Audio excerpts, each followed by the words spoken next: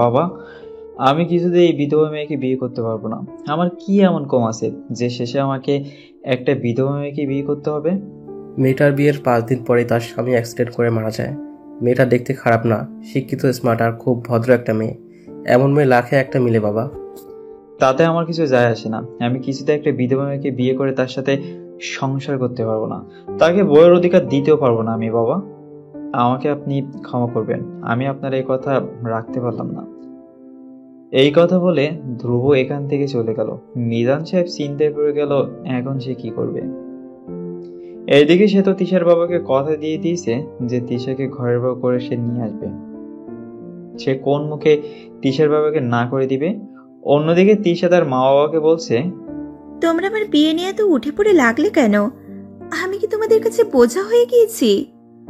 দেখ মা, আমরা তোর ভালোর জন্য তোর বিয়ে দিতে চাইছি। তোর সামনে ভবিষ্যৎ পড়ে আছে। আমরা কি চিরকাল বেঁচে থাকবো?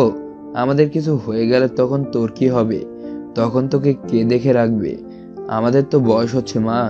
বাবা, তোমরা আমার বিয়ে ঠিক করেছো। যদি বিয়ের পরে আবার কোনো ঝামেলা হয় তখন কি হবে? কোনো ঝামেলা হবে না। ছেলেটা অনেক ভালো, দেখতে খারাপ না, অনেক ভালো একটা ছেলে। বাবা, আমি আর বিয়ে করতে চাই না। আপনি না করে দিন। আর ছেলেটা যদি জানে আমি বিধবা, তখন কি ছেলেটা আমাকে মেনে নেবে? ছেলেকে তোর ব্যাপারে সবকিছু বলা হয়েছে। মা, তুই আর না করিস না প্লিজ। তুই এই বিয়েতে রাজি হয়ে যা।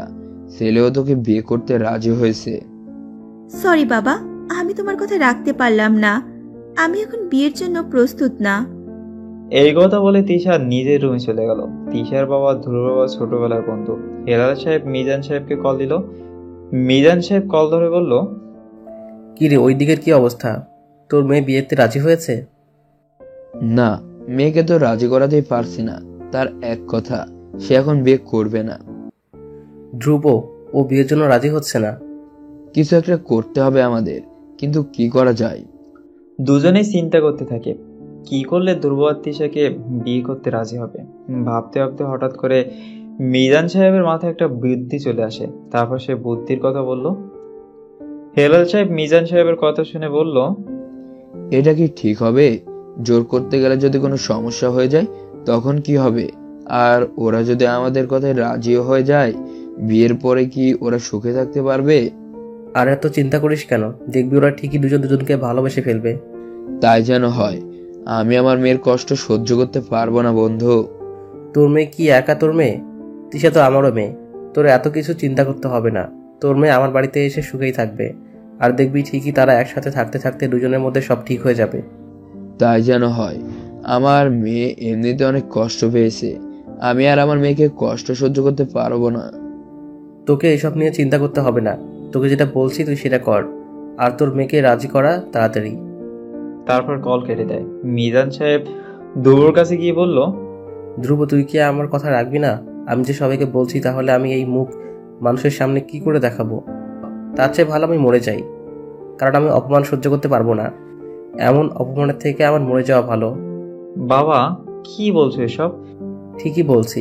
এসব বলছে আর তার চোখ দিয়ে পানি পড়ছে। ধ্রুবর আম্মু দাঁড়িয়ে আছে। ধ্রুব তার বাবার চোখের পানি দেখে আর না করতে পারেনি। তারপর ধ্রুব তার বাবাকে বলল, বিয়ের ব্যবস্থা করুন, আমি বিয়েতে রাজি। এই কথা বলে ধ্রুব রুম থেকে বেরিয়ে চলে গেল। ধ্রুব বের হওয়ার পরে মিজান সাহেব একটা চিৎকার দিয়ে উঠলো। ওনার স্ত্রী বলল, কি ব্যাপার? একটু আগে দেখলাম কান্না করছেন, এখন দেখি আবার হাসছেন। সেটা তুমি বুঝবে না। আমি গিয়ে ওই দিকের খবর নিয়ে আসি।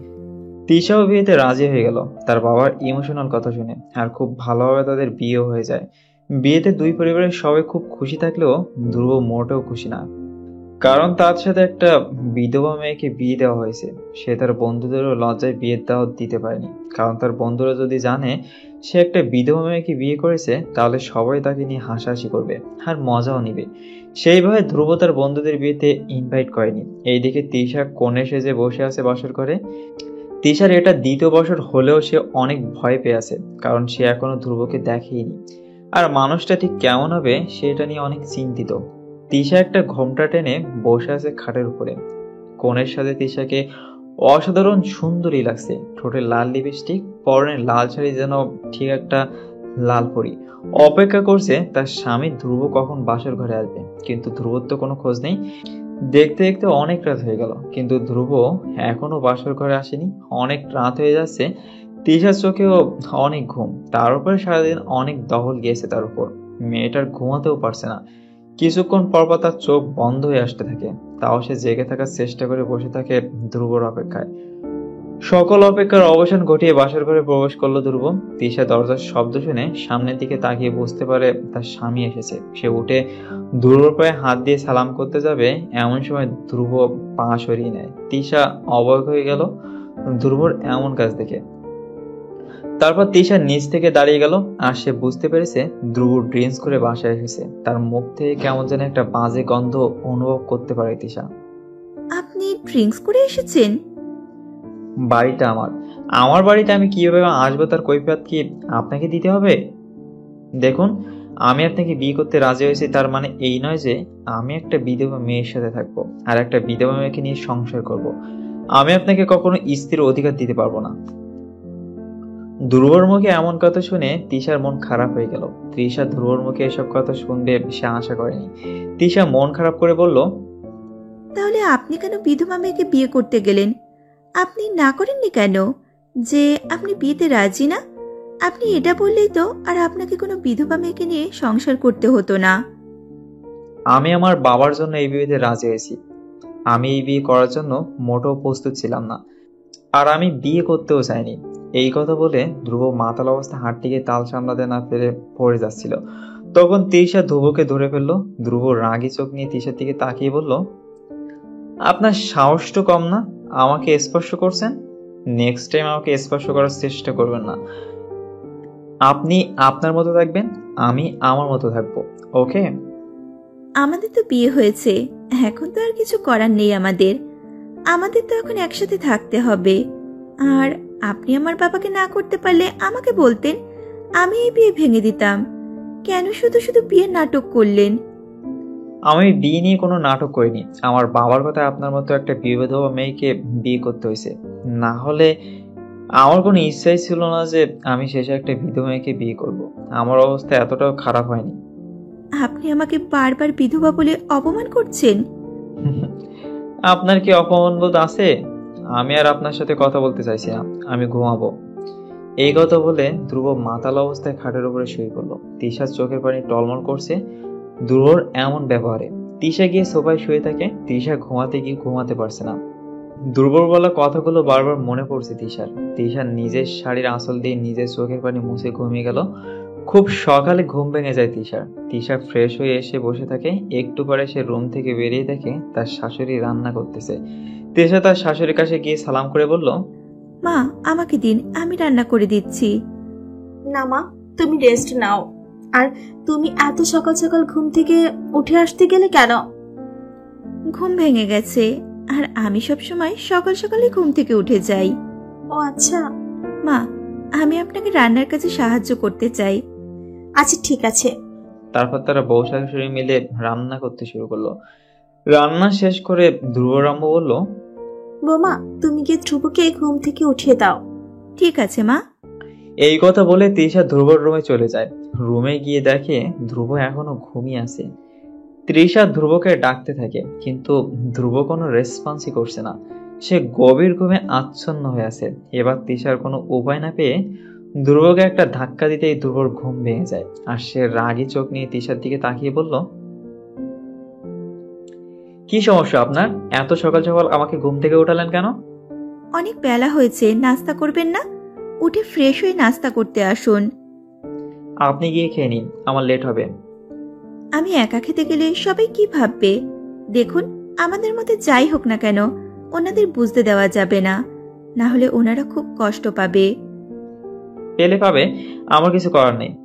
আমি তাদের কথায় বিয়ে করছি, তার মানে এটা নয় যে তাদের কথায় আমাকে চলতে হবে। আজকে দিনটা না হয় সবার সাথে নাস্তা করবেন প্লিজ। ধ্রুব আর কোনো কথা না বলে মুখে একটা বিরক্তির ভাব নিয়ে সে ফ্রেশ হতে চলে গেল। কিছুক্ষণ পরে ফ্রেশ হয়ে দুজনে একসাথে নাস্তা করতে চলে গেল। দুজনকে একসাথে দেখে ধ্রুবর বাবা মা খুশি হয়ে যায়, আর তাদের দিকে তাকিয়ে মিজান সাহেব তার স্ত্রীকে বলল, দেখেছো দুজনকে খুব ভালো মানিয়েছে। ধ্রুব আর তিশা চেয়ার টেনে বসে পড়ে। তারপর সবাই নাস্তা খাওয়া শুরু করে দিল। নাস্তা খেতে খেতে মিজান সাহেব বলল, ধ্রুব, তোর কি কোথাও যাওয়ার ইচ্ছে আছে নাকি? বুঝলাম না। আমি হানিমুনের কথা বলছি। তিশাকে নিয়ে হানিমুন থেকে ঘুরে আয়, তোদের যেখানে ইচ্ছা যেতে পারিস। বাবা, আমার কোথাও যাওয়ার ইচ্ছা নাই, আর আমি কাল থেকে অফিসে জয়েন করব। ঘরে নতুন বউ রেখে তুই অফিস করবি মানে কি? তুই এখন অফিসে যেতে পারবি না, আর আমরা খুব তাড়াতাড়ি নাতি নাতির মুখ দেখতে চাই। এই কথা শুনে ধ্রুবার খাবার না খেয়ে হাত দিয়ে উঠে চলে গেল নিজের রুমে। মনমরা হয়ে খাবার টেবিলে বসে থাকে তিশা। ধ্রুবর বাবা মা ধ্রুবর এমন কাজ দেখে অবাক হয়ে গেল, আর তিশার দিকে তাকিয়ে দেখে সে মন খারাপ করে বসে আছে। তিশার এমন অবস্থা দেখে মিজান সাহেব বলল, মা, ধ্রুব একটু এমনই চিন্তা করে, ঠিক হয়ে যাবে। আমার ছেলেটা খুব রাগী হলো, তার মন অনেক ভালো। তিশা কিছু না বলে খাবার শেষ করে নিজের রুমে চলে গেল। তিশার রুমে গিয়ে দেখে ধ্রুব কারোর সাথে ফোনে কথা বলছে। ধ্রুব তিশাকে দেখে ফোন নিয়ে রুম থেকে বেরিয়ে চলে গেল। তিশা এভাবে কান্না দিয়ে রুমের সবকিছু গুছিয়ে ঠিক করতে থাকে। রুম গুছিয়ে তিশা খাটের এক কোণে বসে থাকে। অনেকক্ষণ পরে ধ্রুব রুমে আসলে তিশা ধ্রুবকে বলল, আপনার এইভাবে সবার সামনে থেকে উঠে আসা ঠিক হয়নি। আপনার এমন ব্যবহার সবার কাছেই খারাপ লাগছে। তো আমি কি বসে বসে তাদের ড্রামা দেখবো নাকি? আমার কোনো কাজে নাক গলাতে আসবেন না, বলে দিলাম। আর আমি আপনাকে সহ্য করতে পারছি না, আপনি দয়া করে আমার সামনে আসবেন না। এই কথা বলে ধ্রুব রুম থেকে বেরিয়ে চলে যায়। তৃষা বসে বসে কান্না করতে থাকে। তৃষা বুঝতে পারছে না ধ্রুব কেন তার সাথে সবসময় এমন খারাপ আচরণ করে। দেখতে দেখতে দুপুর হয়ে আসলো, কিন্তু ধ্রুব এখনো বাসায় আসেনি। তৃষা ধ্রুবকে বারবার ফোন দিচ্ছে, কিন্তু ধ্রুব ফোন রিসিভ করছে না। ধ্রুবর আম্মু রহিমা বেগম তৃষার কাছে এসে বলল, বৌমা, ধ্রুব তো এখনো বাসায় ফিরে আসেনি। হ্যাঁ মা, আমি ফোন দিচ্ছি, ফোনও রিসিভ করছে না। মনে হয় কোনো কাজ নিয়ে ব্যস্ত হয়ে গেছে। এই ছেলেটাকে নিয়ে আর পারি না। বৌমা, আমার ছেলেকে ঠিক করার দায়িত্ব কিন্তু তোমার, তুমি ওকে ঠিক করবে। তৃষা কিছু না বলে মাথা নিচু করে দাঁড়িয়ে রইল। তৃষাকে এইভাবে দেখে রহিমা বেগম বলল, তোমাদের মধ্যে কোনো সমস্যা হয়েছে নাকি? না মা। ও আচ্ছা, তুমি থাকো, আমি আসছি। তুমি ফ্রেশ হয়ে খেতে এসো। তারপর রহিমা বেগম রুম থেকে চলে গেল। রহিমা বেগম যাওয়ার পরে তৃষা আরো অনেকবার ধ্রুবকে ফোন দিল, কিন্তু কোনো রেসপন্স পেল না। তারপর সে ফ্রেশ হয়ে খাবার খেয়ে নিজের রুমে শুয়ে পড়ল। দেখতে দেখতে রাত হয়ে গেল, কিন্তু এখনো বাসায় ফিরে আসেনি ধ্রুব। ঘড়িতে রাত 11টা বেজে গেল, কিন্তু ধ্রুবর আসার কোনো নামই নেই। সবাই খুব চিন্তিত হয়ে পড়লো। তৃষা তার শ্বশুর শাশুড়িকে বলল, আপনারা ঘুমিয়ে পড়ুন, আমি ওনার অপেক্ষায় থাকবো। আপনারা এইভাবে রাত জেগে থাকলে আপনাদের শরীর খারাপ করবে। আপনারা কি ঘুমিয়ে পড়ুন। ধ্রুবর বাবা মা আর কিছু না বলে তারা নিজেদের রুমে গিয়ে ঘুমিয়ে পড়লো। আর তৃষা দরজার সামনে দাঁড়িয়ে ধ্রুবর জন্য অপেক্ষা করতে থাকে। কিছুক্ষণ পরে দরজার কলিং বেলের শব্দ শুনে তৃষা তাড়াতাড়ি করে দরজা খুলে দেখে ধ্রুব মাতালে আছে, আর তার সাথে একটা ছেলে আর একটা মেয়ে দাঁড়িয়ে আছে। দুজনের কাঁধের উপরে ভর দিয়ে আছে ধ্রুব। ছেলেটা আর মেয়েটা তৃষাকে দেখে চিনতে পারলো না। তৃষা তাদের কাছে গিয়ে বলল, ওনার কি হয়েছে? ছেলেটার নাম জয়। জয় বলল, আসলে ও একটু বেশি ড্রিঙ্কস করে ফেলছে। ধন্যবাদ আপনাদের, আমি ওনাকে রুমে নিয়ে যাই এবার। মেয়েটা বলল, আপনি কে? আপনাকে তো এই বাসায় আগে কখনো দেখিনি। তৃষা কিছু বলতে যাবে, তখনই ধ্রুব বলল, ও আমাদের বাসায় কাজ করে। তোরা এখন আমাকে আমার রুমে নিয়ে যেত। কাজের মেয়ের সাথে এত কথা বলার প্রয়োজন নেই।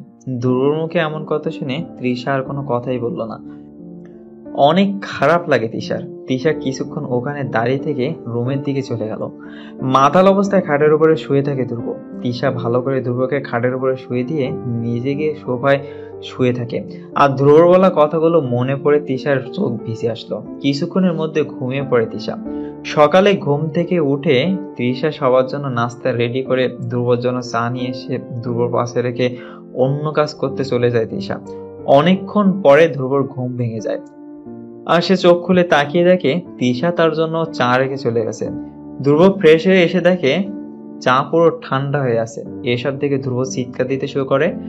ধ্রুবর চিৎকারের শব্দ শুনে তৃষা তাড়াতাড়ি করে রুমে চলে আসে। রুমে এসে বলল, কি হয়েছে? এভাবে চিৎকার করছেন কেন আপনি? ধ্রুব মুখে কোনো কথা না বলে চায়ের কাপ সোজা তৃষার মুখে ছুঁড়ে মারে, আর বলতে থাকে, এসব কি? চা এমন ঠান্ডা হয়ে আছে কেন? চা তো অনেক আগেই দিয়ে গিয়েছিলাম, তাই ঠান্ডা হয়ে গেছে। আমি গরম করে এনে দিচ্ছি। আমি আর চাই খাবো না। এই কথা বলে ধ্রুব নিজের ফোন বের করে ছাদের উপরে চলে গেল। তিশা নিজের রুম পরিষ্কার করতে থাকে। এমন সময় মিজান সাহেব রুমে এসে তিশাকে বলল, তিশা, ধ্রুব কোথায়? উনি তো ছাদে গিয়েছে মনে হয়। ও আচ্ছা, ঠিক আছে। আর হ্যাঁ, শোনো, জি বলুন। তোমার বাবা কল দিয়েছে। সে মেয়ে আর মেয়ের জামাইকে তার বাসায় যেতে বলছে। তুমি আর ধ্রুব গিয়ে কয়েকদিনের জন্য ঘুরে আসো। এমন সময় ধ্রুব রুমে প্রবেশ করলো।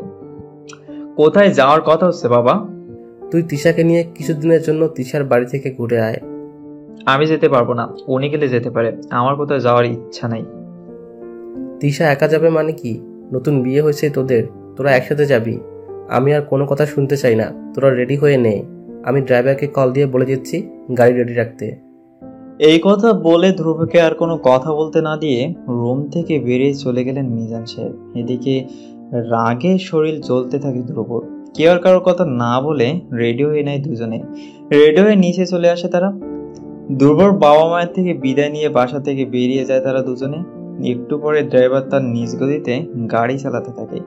তিশা ধ্রুব দুজনেই চুপচাপ হয়ে বসে আছে। ধ্রুব তার ফোন নিয়ে ব্যস্ত আর তিশা বাইরের দৃশ্য দেখছে। ধ্রুব একটু তিশার দিকে তাকাতে দেখলো তিশার চুলগুলো হাওয়ায় ভাসছে। বারবার তিশার চুল ধ্রুবর মুখের সামনে চলে আসে আর তিশা বারবার হাত দিয়ে তার চুল সরিয়ে নিচ্ছে। এসব ধ্রুব তাকিয়ে তাকিয়ে দেখছে। ধ্রুব যে তিশার দিকে তাকিয়ে আছে সেটা তিশা খেয়ালই করলো না। একটু পরে ধ্রুব নিজের ফোন নিয়ে ব্যস্ত হয়ে গেল। একটু সামনে যেতেই তিশা ড্রাইভারকে বলে গাড়ি দাঁড় করালো। এখানে গাড়ি দাঁড় করালেন কেন? আপনি গাড়ি থেকে নামুন, আপনার সাথে আমার কিছু কথা আছে। ধ্রুব আর কোনো প্রশ্ন না করে গাড়ি থেকে নেমে তিশার পিছনে হাঁটতে শুরু করে। একটু সামনে যেতে তিশা দাঁড়িয়ে যায় আর সে ধ্রুবকে বলতে থাকে, দেখুন, আমাদের সম্পর্কটা যেমনই হোক না কেন, প্লিজ আমার মা বাবার সামনে একটু অভিনয় করবেন, যাতে তারা না বোঝে আমাদের সম্পর্কটা ঠিক নেই। তাই তারা যদি এসব বুঝে তাহলে অনেক কষ্ট পাবে। আমি চাই না আমার জন্য আমার মা বাবা কষ্ট পায়। সবার সাথে একটু ঠিকভাবে কথা বলবেন প্লিজ। আমাকে শুধু এইটুকু হেল্প করুন। ঠিক আছে। ধন্যবাদ। এবার চলুন, দেরি হয়ে যাচ্ছে। তারপর কেউ আর কারোর সাথে কথা না বলে গাড়িতে গিয়ে বসে। তারপর ড্রাইভার আবার তার নিজ গতিতে গাড়ি চালাতে শুরু করে দিল। তিশা এখন একটু ভয় পেয়ে আছে ধ্রুবর জন্য। কিছুক্ষণের মধ্যে তারা বাসায় পৌঁছে গেল। গাড়ির শব্দ শুনে তিশার মা বাবা বেরিয়ে চলে আসে তাদের রিসিভ করার জন্য। তিশা নেমে তার মা বাবাকে সালাম করলো। ধ্রুব সালাম করতে যাবে এমন সময় হেলাল সাহেব ধ্রুবর হাত ধরে বলল, লাগবে না বাবা, দোয়া করি তোমরা সুখী হও।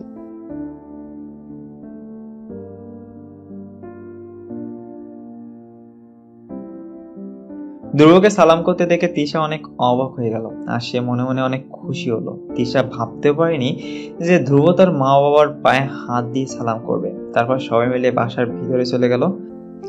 তা বাবা, তুমি কেমন আছো? জি, সবাই ভালো আছে। আপনার শরীর ঠিক আছে? আগে ওদের ভিতরে নিয়ে আসেন। দাঁড়িয়ে দাঁড়িয়ে কথা বলবে নাকি? তোমরা কথা বলো, আমি গিয়ে নাস্তা রেডি করে নিয়ে আসি। তা বাবা, তোমার মা বাবা কেমন আছে? জি, সবাই ভালো আছে। আপনার শরীর ঠিক আছে? বাবা। তখন হঠাৎ করে একটা লোক তাদের সামনে চলে আসে আর লোকটার নাম তুহিন। তুহিন তিশার মামা। তার আবার একটাই সমস্যা আছে, উনি কানে কম শোনেন। তুহিন বিয়ের সময় আসতে পারেনি, তাই ধ্রুবর সাথে তুহিনের পরিচয় হয়নি। তুহিন এসে হেলাল সাহেবের পাশে বসলো। ধ্রুব বাবা, ও হচ্ছে তুহিন, আমার একমাত্র শালা, বিয়ের সময় আসতে পারেনি। ও আচ্ছা, আসসালামু আলাইকুম। তো কেমন আছো জামাই? তুহিন কোনো কথা না বলে মাথা নাড়িয়ে বলল, ভালো আছি। আপনি কেমন আছেন মামা? আরে না জামাই, আমি একটু আগে খেলাম, এখন আবার কি খাবো? তোমরা খাও, আমার খিদে নাই। তুহিনের কথা শুনে ধ্রুব হা হয়ে তাকিয়ে আছে। সে কি বলল আর উত্তরে কি বলল? তখন তিশা একটু জোরে বলল, মামা, উনি আপনাকে খাবার খেতে বলে নাই, কেমন আছেন সেটা জিজ্ঞেস করেছে। ও আচ্ছা, আমি ভালো আছি জামাই। ওহ বাবা, তোমাকে বলতে ভুলে গিয়েছি, ও একটু কানে কম শুনে। জামাই, তুমি কি করো? আমি বাবার ব্যবসা দেখাশোনা করি। কি, দুনিয়ায় কি আর কোনো কাজ নাই? শেষমেশ আমার দুলাভাই একটা রিকশাওয়ালার কাছে আমার একমাত্র ভাগ্নিকে বিয়ে দিয়েছে। কি বলিস তুই এসব? ও ব্যবসা করে সেটা বলছে? ওহ, সরি বাবা, কিছু মনে করো না। তা তোমার বাসার সবাই কেমন আছে? ভালো। খালু? জামাই, আমি তোমার মামা হই, খালু না। আমি তোমার শ্বশুরের একমাত্র শালা, আর আমি তোমার একমাত্র মামা শ্বশুর। খালু ডাকো কেন? তিশা বলল, ও মামা, উনি ভালো বলছে।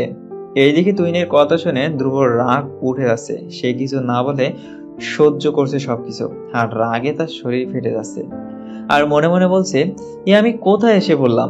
আমি বলি কি আর উনি শোনে কি? আমি বলি একটা আর উনি বলে আরেকটা। এর মধ্যে তিশার আম্মু সবার জন্য নাস্তা নিয়ে আসে। নাস্তা খাওয়া শেষ করে ধ্রুবকে নিয়ে তিশা তার রুমে চলে যায়। ধ্রুব তিশার সাথে তিশার রুমে চলে গেল। ধ্রুব রুমে গিয়ে বসতে ধ্রুবর ফোন হঠাৎ করে বেজে উঠলো। তাকিয়ে দেখে মিজান সাহেব কল করেছে। ধ্রুব আর দেরি না করে ফোন রিসিভ করতে মিজান সাহেব বলল, কিরে, তোরা কি ওখানে পৌঁছে গেছিস? একটু আগে আসলাম। ঠিক আছে, রাখলাম। তারপর ফোন কেটে দিল মিজান সাহেব। ধ্রুব খাটের উপরে বসে রইল। তিশা ধ্রুবকে বলল, আপনার জন্য কিছু লাগলে আমাকে বলবেন, আমি আম্মুর কাছে যাচ্ছি একটু। ঠিক আছে। তারপর তিশা তার মায়ের কাছে চলে গেল। ধ্রুব একটা রুমে বসে বসে ফোন টিপছে। এমন সময় তুহিন সাহেব রুমে চলে আসলো। পরে সে ধ্রুবর পাশে এসে একটা সিগারেট ধরিয়ে ধ্রুবকে বলল, জামাই, তুমি কি সিগারেট খাও? ধ্রুব মাথা নাড়ি না করলো। তখন তুহিন সিগারেট টানতে টানতে বলল, গুড। সিগারেট খাওয়া ভালো না, এতে অনেক সমস্যা হয়। ধূমপান করলে এতে করে রক্তনালীতে চর্বি জমে গিয়ে হতে পারে heart attack, stroke, myocardial infarction, পায়ে গ্যাংগ্রিন। গবেষণায় দেখা গেছে ধূম্রপায়ীদের 40 বছরের পর হার্ট অ্যাটাকের সম্ভাবনা 5 গুণ বাড়ে। হৃদরোগ হওয়ার সম্ভাবনা অধূম্রপায়ীদের চেয়ে দ্বিগুণ। ধূম্রপানের কারণে হতে পারে সিওপিডি, এমফাইসেমা, ক্রনিক ব্রঙ্কাইটিস। তুহিনের কথা শুনে ধ্রুব হাসবে না কাঁদবে বুঝতে পারছে না। ধূমপান করতে করতে এসে বলছে। তখন সে বলল, তা মামা, আপনি সবকিছু জেনেও কেন সিগারেট খাচ্ছেন? অনেক আগের অভ্যাস তো ছাড়তে পারিনি। যাও, আজকে থেকে আর খাবো না, এই ফেলে দিলাম। ধ্রুব একটা মুচকি হাসি দিয়ে আবার ফোন নিয়ে ব্যস্ত হয়ে গেল। তখন তুহিন বলল, জামাই, তোমার আসতে কোনো সমস্যা হয়নি তো? না মামা, কোনো সমস্যা হয়নি আসতে। এখানে কোনো সমস্যা হচ্ছে না তো? নতুন জায়গা, একটু মানিয়ে নিলেই হবে। No problem. কম্বল? এত গরমে কম্বল দিয়ে কি করবে? তোমার কি শীত লাগছে নাকি? মামা, আমি কম্বল বলিনি, বলছি কোনো সমস্যা নেই। ও আচ্ছা। আচ্ছা থাকো, আমি আসছি। এই কথা বলে তুহিন চলে গেল। তুহিন যাওয়ার পরে ধ্রুব একটা নিঃশ্বাস ফেলল। আর সে মনে মনে ভাবতে থাকে, আমি কোথায় এসে বললাম? বলে একটা আর শুনে আর একটা। এখানে কয়েকদিন থাকলে তো আমি পাগল হয়ে যাব। এর মধ্যে তিশা রুমে এসে দেখে ধ্রুব বসে আছে। তিশা ধ্রুবকে বলল, আপনি গিয়ে ফ্রেশ হয়ে আসুন। তিশা ধ্রুবকে অষ্টমী দেখে সে বাইরে চলে আসে। ধ্রুব ফ্রেশ হয়ে রেডি হয়ে বসে থাকে। তারপর তিশা ধ্রুবকে সাথে করে নিয়ে খাবার টেবিলের দিকে চলে গেল। খাবার দেখে ধ্রুব অবাক হয়ে গেল। এত রকম খাবার আইটেম, আর সব ধ্রুবর পছন্দের। বাবা, তিশা নিজের হাতে সবকিছু তোমার জন্য রান্না করেছে। ধ্রুব তিশার দিকে তাকিয়ে খাবার খেতে বসে গেল। খাওয়া দাওয়া শেষ করে নিজের রুমে চলে যায় ধ্রুব। দেখতে দেখতে রাত হয়ে যায়। ধ্রুবর রুমে বসে থাকতে ভালো লাগছে না, তাই সে ছাদের উপরে চলে যায়। আকাশে খুব সুন্দর চাঁদ ফুটে আছে। চাঁদ দেখতে পছন্দ করে ধ্রুব। সে চাঁদের দিকে তাকিয়ে আছে। অন্যদিকে তিশার রুমে গিয়ে দেখে ধ্রুব নেই। তিশা একটু ভয় পেয়ে গেল। ধ্রুব আবার কাউকে না বলে চলে যায়নি তো? এসব ভাবতে তিশা তাড়াতাড়ি করে ধ্রুবকে খুঁজতে শুরু করে দিল। পুরো বাড়ি খুঁজে যখন পাচ্ছিল না, তখন তিশা ছাদের উপরে চলে গেল। তিশা ছাদের উপরে গিয়ে দেখলো ধ্রুব ছাদের এক কোণে দাঁড়িয়ে আছে আকাশের দিকে তাকিয়ে। ধ্রুবকে দেখে তিশার একটু ভয় কেটে গেল। তখন তিশা ধ্রুবর কাছে গিয়ে বলল, আপনি এখানে? কেন, এখানে আসা কি বারণ নাকি আমার? না, আসলে আপনাকে খুঁজে পাচ্ছিলাম না। রুমে গেলাম, ওইখানে গিয়ে দেখি আপনি নাই, তাই বললাম। ও রুমের ভিতরে ভালো লাগছে না, তাই এখানে চলে এসেছি। আকাশের ছাদটা আজকে খুব সুন্দর লাগছে, আর এখানে ভালো লাগছে না খুব। চা খাবেন? চা নিয়ে আসি? না, লাগবে না। চা খেতে খেতে চাঁদ দেখলে আরো ভালো লাগবে। আপনি বেশি কথা বলেন কেন? একটু ভালোভাবে কথা বলছি, তা বলে কি ভালো লাগছে না? আমার কাছে কি ভালো লাগবে সেটা আমি বুঝবো। আমার ভালো লাগা খারাপ লাগা নিয়ে কাউকে ভাবতে বলিনি। আপনি এখান থেকে চলে যান, আমি একা থাকতে চাই, আর আমার একা থাকতে বেশি ভালো লাগে। তিশা আর কোনো কথা না বলে মন খারাপ করে রুমের ভেতরে চলে গেল। রুমে গিয়ে বিছানা ঠিক করতে থাকে আর বিড়বিড় করতে থাকে। মানুষটা কেমন জানি বুঝতেই পারি না, কখন রেগে যায় বোঝাই যায় না। পুরো আনরোম্যান্টিক একটা মানুষ। রোম্যান্টিক বলতে কিছুই নাই, কিছুই বোঝে না। এমন রাগী ছেলে আমি আর দেখিনি, রাক্ষস একটা ছেলে। এমন সময় ধ্রুব রুমে চলে আসে। তিশা ধ্রুবকে খেয়াল করেনি এখনো। তিশা বিছানা গুছিয়ে অন্যমনস্ক হয়ে হেঁটে যেতেই ধ্রুবর সাথে একটা ধাক্কা খেয়ে খাটের উপরে পড়ে গেল। তিশা খাটের উপরে শুয়ে ধ্রুবর দিকে তাকিয়ে ভাবতে থাকে, এটা কেমন মানুষ, ধাক্কা খেলা আমাকে একটু ধরারও চেষ্টা করলো না। আর ধ্রুব তিশার দিকে এগিয়ে গিয়ে বলল, কি সমস্যা, চোখ কোথায় থাকে, দেখে চলাফেরা করা যায় না? তিশা ধ্রুবর রাগী মুখ দেখে মাথা নিচু করে ফেললো। তারপর সে নিচে বিছানা করে ঘুমিয়ে পড়লো। ধ্রুব খাটের উপরে ঘুমিয়ে পড়ে। সকাল সকাল তিশার ঘুম ভেঙে গেল। তিশা তাড়াতাড়ি নিচের বিছানা সরিয়ে বালিশটা ধ্রুবর পাশে রেখে দরজা খুলে দেখে তিশার আম্মু দরজার সামনে দাঁড়িয়ে আছে। তিশা তার আম্মুকে দেখে বলল, কি হয়েছে আম্মু, এত সকাল সকাল ডাকছো কেন? জামাই সকালে কি খাবে, কি রান্না করব তার জন্য তোর কাছে আসলাম। আচ্ছা তুমি যাও, আমি ফ্রেশ হয়ে আসছি। আচ্ছা ঠিক আছে, তাড়াতাড়ি আয়। এই কথা বলে তিশার আম্মু চলে গেল। তিশা গিয়ে ফ্রেশ হয়ে নাস্তা রেডি করতে চলে যায় আর ধ্রুবর পছন্দের রান্না করতে থাকে। আসলে তিশা এখানে আসার আগে তার শাশুড়ির থেকে ধ্রুবের সব পছন্দের খাবারের নাম জেনে নেয়। আর রান্না শেষ করে তিশা রুমে এসে দেখে ধ্রুব এখনো ঘুমিয়ে আছে। তিশা ধ্রুবকে ডাকতে ভয় পাচ্ছে। তিশা ধ্রুবর দিকে তাকিয়ে রইল। মানুষটাকে ঘুমন্ত অবস্থায় কেউ দেখলে বলবে না যে হ্যাঁ তো রাগি সে। হঠাৎ করে ধ্রুবর ঘুম ভেঙে যায় আর সে তাকিয়ে দেখে তিশা তার দিকে তাকিয়ে আছে। ধ্রুব তিশার দিকে তাকিয়ে বলল, কি সমস্যা আপনার, এভাবে তাকিয়ে আছেন কেন? তিশার এখনো কোনো হুঁশ নেই, সে ধ্রুবর দিকে তাকিয়ে আছে। এবার ধ্রুব তিশাকে ধমক দিয়ে বলল, কি সমস্যা? ধ্রুবর ধমক শুনে তিশার হুঁশ ফিরে আসলো। তিশা আমতা আমতা করে বলতে শুরু করলো, কিছু বলবেন? ফ্রেশ হয়ে নাস্তা করতে আসেন, সবাই আপনার জন্য অপেক্ষা করে বসে আছে। ঠিক আছে আসছি, আপনি যান। তারপর তিশা দৌড়ের রুম থেকে বের হয়ে চলে গেল। একটু পরে ধ্রুব ফ্রেশ হয়ে নাস্তা করতে গিয়ে সে চেয়ারের দিকে তাকিয়ে অবাক হয়ে গেল। খাবার টেবিলের সামনে গিয়ে অবাক হয়ে গেল ধ্রুব, কারণ সেখানে বসে আছে ধ্রুবর মা বাবা। তারা যে এখানে আসবে ধ্রুবকে বলেনি। তোমরা কখন আসলে আর আমাকে না বলেই চলে আসলে যে? তোকে সারপ্রাইজ দেব বলে না বলেই চলে আসছি। খাওয়া দাওয়া শেষ করে আমরা সবাই আমাদের বাসায় চলে যাব, তোদের ছাড়া বাড়িটা ফাঁকা ফাঁকা লাগে খুব। ঠিক আছে। তারপর সবাই খাওয়া দাওয়া শেষ করে রেডি হয়ে বেরিয়ে পড়ে। কিছুক্ষণের মধ্যে বাসায় চলে যায় সবাই। ধ্রুব নিজের রুমে গিয়ে তার জামা কাপড় চেঞ্জ করে ফোন নিয়ে বসে পড়ে। তৃষা ওয়াশরুমে গিয়ে ফ্রেশ হয়ে নেয়।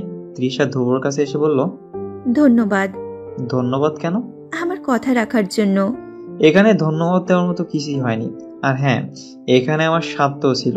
আমি চাই না আমার বা আপনার পরিবারের কেউ না জানুক আমাদের এই সম্পর্কের কথা। যেদিন সবাই জেনে যাবে আমাদের সম্পর্কটা বাকি 8-10টা স্বামী স্ত্রীর মতো না, তখন কি হবে? তখন কারণটা না হয় তখন দেখা যাবে।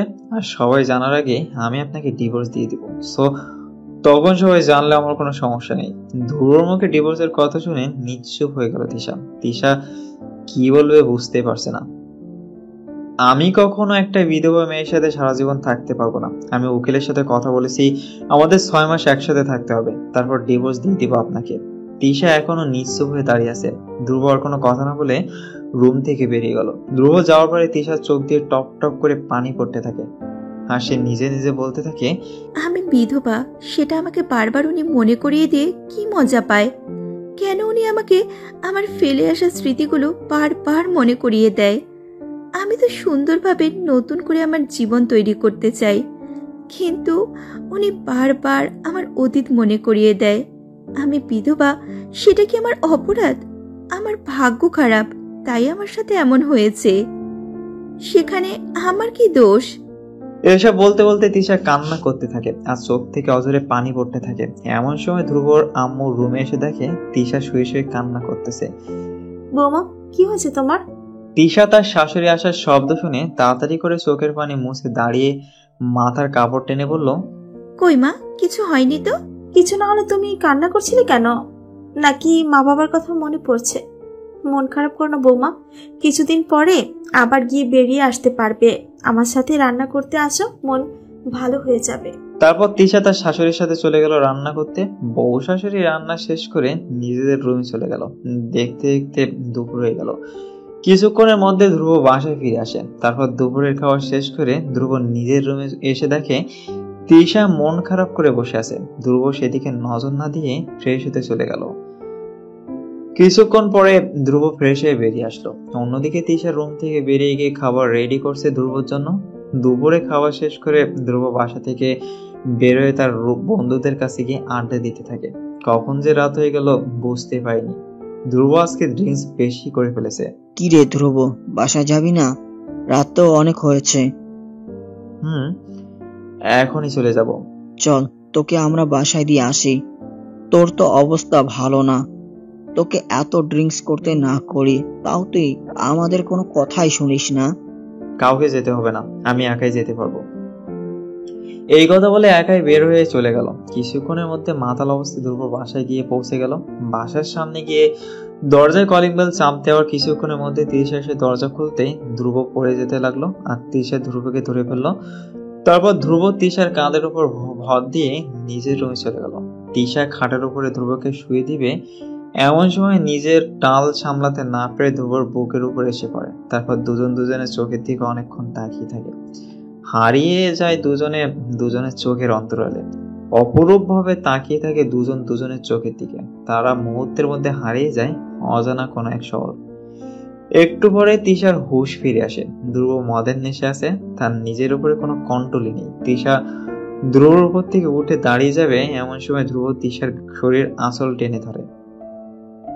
তারপর তিশা ধ্রুবর হাত থেকে শাড়ির আঁচল খুলতে যাবে এমন সময় ধ্রুব তিশার হাত ধরে একটা টান মেরে তিশাকে আবার তার বুকের উপর নিয়ে আসে। ধ্রুব তিশার দিকে অপলক ভাবে তাকিয়ে থাকে। ধ্রুবর তাকানো দেখে তিশা অনেকটা লজ্জা পেয়ে গেল। তখন ধ্রুব তিশার মুখের সামনে চলে আসা চুলগুলো সরিয়ে দিয়ে তিশা ঠোঁটের খুব কাছে নিয়ে চলে আসে। তিশার নিঃশ্বাস ধীরে ধীরে বেড়ে যেতে থাকে। এবার ধ্রুব তিশার ঠোঁট নিজের দখলে নিয়ে আসে। এইভাবে দুজন কতক্ষণ ছিল খেয়াল করতে পারেনি তারা। এই প্রথম তিশা ধ্রুবর এত কাছে চলে গেল। এবার ধ্রুব আর তিশা নিজেদের কন্ট্রোল হারিয়ে ফেলল। দুজনেই ডুবে গেল ভালোবাসার অতল সাগরে। ধ্রুব আজ বেশি ড্রিঙ্কস করার কারণে তার নিজের উপর কোনো কন্ট্রোলই নেই। কিছুক্ষণ পরে তিশা ধ্রুবর বুকের উপরে ঘুমিয়ে আছে আর ধ্রুব তিশাকে জড়িয়ে ধরে ঘুমিয়ে যায়। খুব সকালে ধ্রুব নিজের উপরে ভারের কিছু অনুভব করতে পেরে ঘুম থেকে উঠে যায়। চোখ খুলে দেখে তিশা ধ্রুবর বুকের উপরে ঘুমিয়ে আছে। তিশার চুলগুলো এলোমেলো অবস্থায় আছে। তিশার শাড়ি ঠিকভাবে তার শরীরেই নেই। তিশার ঠোঁটের লিপস্টিক তার ঠোঁটে আশেপাশে লেগে আছে আর ধ্রুবর জামায়ও লিপস্টিকের দাগ লেগে আছে। ধ্রুবর আর বুঝতে বাকি রইল না যে সে মাতাল অবস্থায় তিশার সাথে কি করে ফেলেছে। ধ্রুব এসব ভাবতেই রাগে তার পুরো শরীর আগুন ধরে গেল। তিশাকে এক ধাক্কা দিয়ে বুকের উপর থেকে সরিয়ে দিল ধ্রুব। তিশা চমকে ঘুম থেকে উঠে নিজের শাড়ি ঠিক করলো। আপনি এখানে কেন? আর আপনি কেন আমার বুকের উপর শুয়েছিলেন? তিশা কিছুই বলছে না। তিশা নিশ্চুপ। কাল রাতে যা হয়েছে ভুলে যান। আমি আপনার সাথে যা করছি আমি মাতাল অবস্থায় করে ফেলছি। এই কথা বলে ধ্রুব ফ্রেশ হতে চলে গেল। ধ্রুব যাওয়ার পর তিশা মিষ্টি একটা মুচকি হাসি দিল। হঠাৎ করে ধ্রুবর ফোন বেজে উঠলো। তিশা ফোনের দিকে তাকিয়ে দেখে নম্বরটা কেমন যেন চেনা চেনা লাগছে। এই নাম্বার থেকে এর আগেও অনেকবার কল এসেছে আর এই নাম্বার থেকে কল আসলে ধ্রুব রুম থেকে বেরিয়ে যায়। এসব ভাবতে ভাবতে কল কেটে গেল। আবার সেই নম্বর থেকে কল আসলো। এবার তিশা ধ্রুবর ফোনের দিকে এগিয়ে গেল। তৃষা ধ্রুবর ফোনের দিকে এগিয়ে গিয়ে ফোন হাত দিবে এমন সময় ধ্রুব ফোন হাতে নিয়ে কল রিসিভ করে রুম থেকে চলে গেল। তৃষা কিছুক্ষণ বসে থেকে সে ফ্রেশ হতে চলে গেল। ফ্রেশ হয়ে বেরিয়ে এসে দেখে ধ্রুব রুমে জামা কাপড় চেঞ্জ করে রেডি হচ্ছে। দেখেই মনে হচ্ছে কোথাও যাবে ধ্রুব। তিশা চুল মুছতে মুছতে ধ্রুবর কাছে গিয়ে বলল, ও নাস্তা খেয়ে যাবেন, আপনার জন্য নাস্তা রেডি করে রেখেছি। আমি বাইরে খাবো। বাহিরের খাবারে অনেক সমস্যা হতে পারে, খেয়ে যান বাসা থেকে। এত আদি খেতে আমার ভালো লাগে না। ওকে, আমি আগেও আপনাকে বলছি, আমার কোনো বিষয়ে আপনি কোনো কথা বলবেন না। আমার যেটা ইচ্ছা আমি সেটাই করব। আমি নিজের মতো থাকতে পছন্দ করি।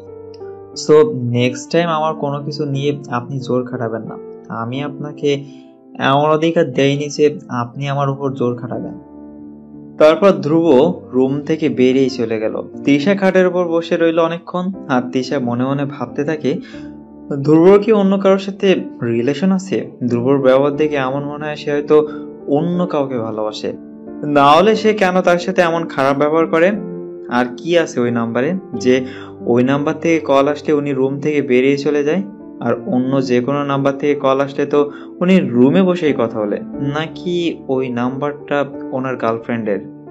ওনার যদি অন্য কারোর সাথে রিলেশন থাকে তাহলে তো আমি এমন খুঁজলে কোনো ক্লু তো অবশ্যই পাবো। এইসব ভাবতে ভাবতে তিশা দাঁড়িয়ে গেল আর সে পুরো রুম খুঁজতে থাকে, কিন্তু ওই রকম কোনো কিছুই পেল না তিশা। অন্যদিকে ধ্রুব তার বন্ধুর কাছে চলে গেল। বন্ধুদের সাথে আড্ডা দিতে দিতে হঠাৎ করে তার একটা বন্ধু বলল, ধ্রুব, আজকে তুই আমাদের খাওয়াবি। কোন উপলক্ষে?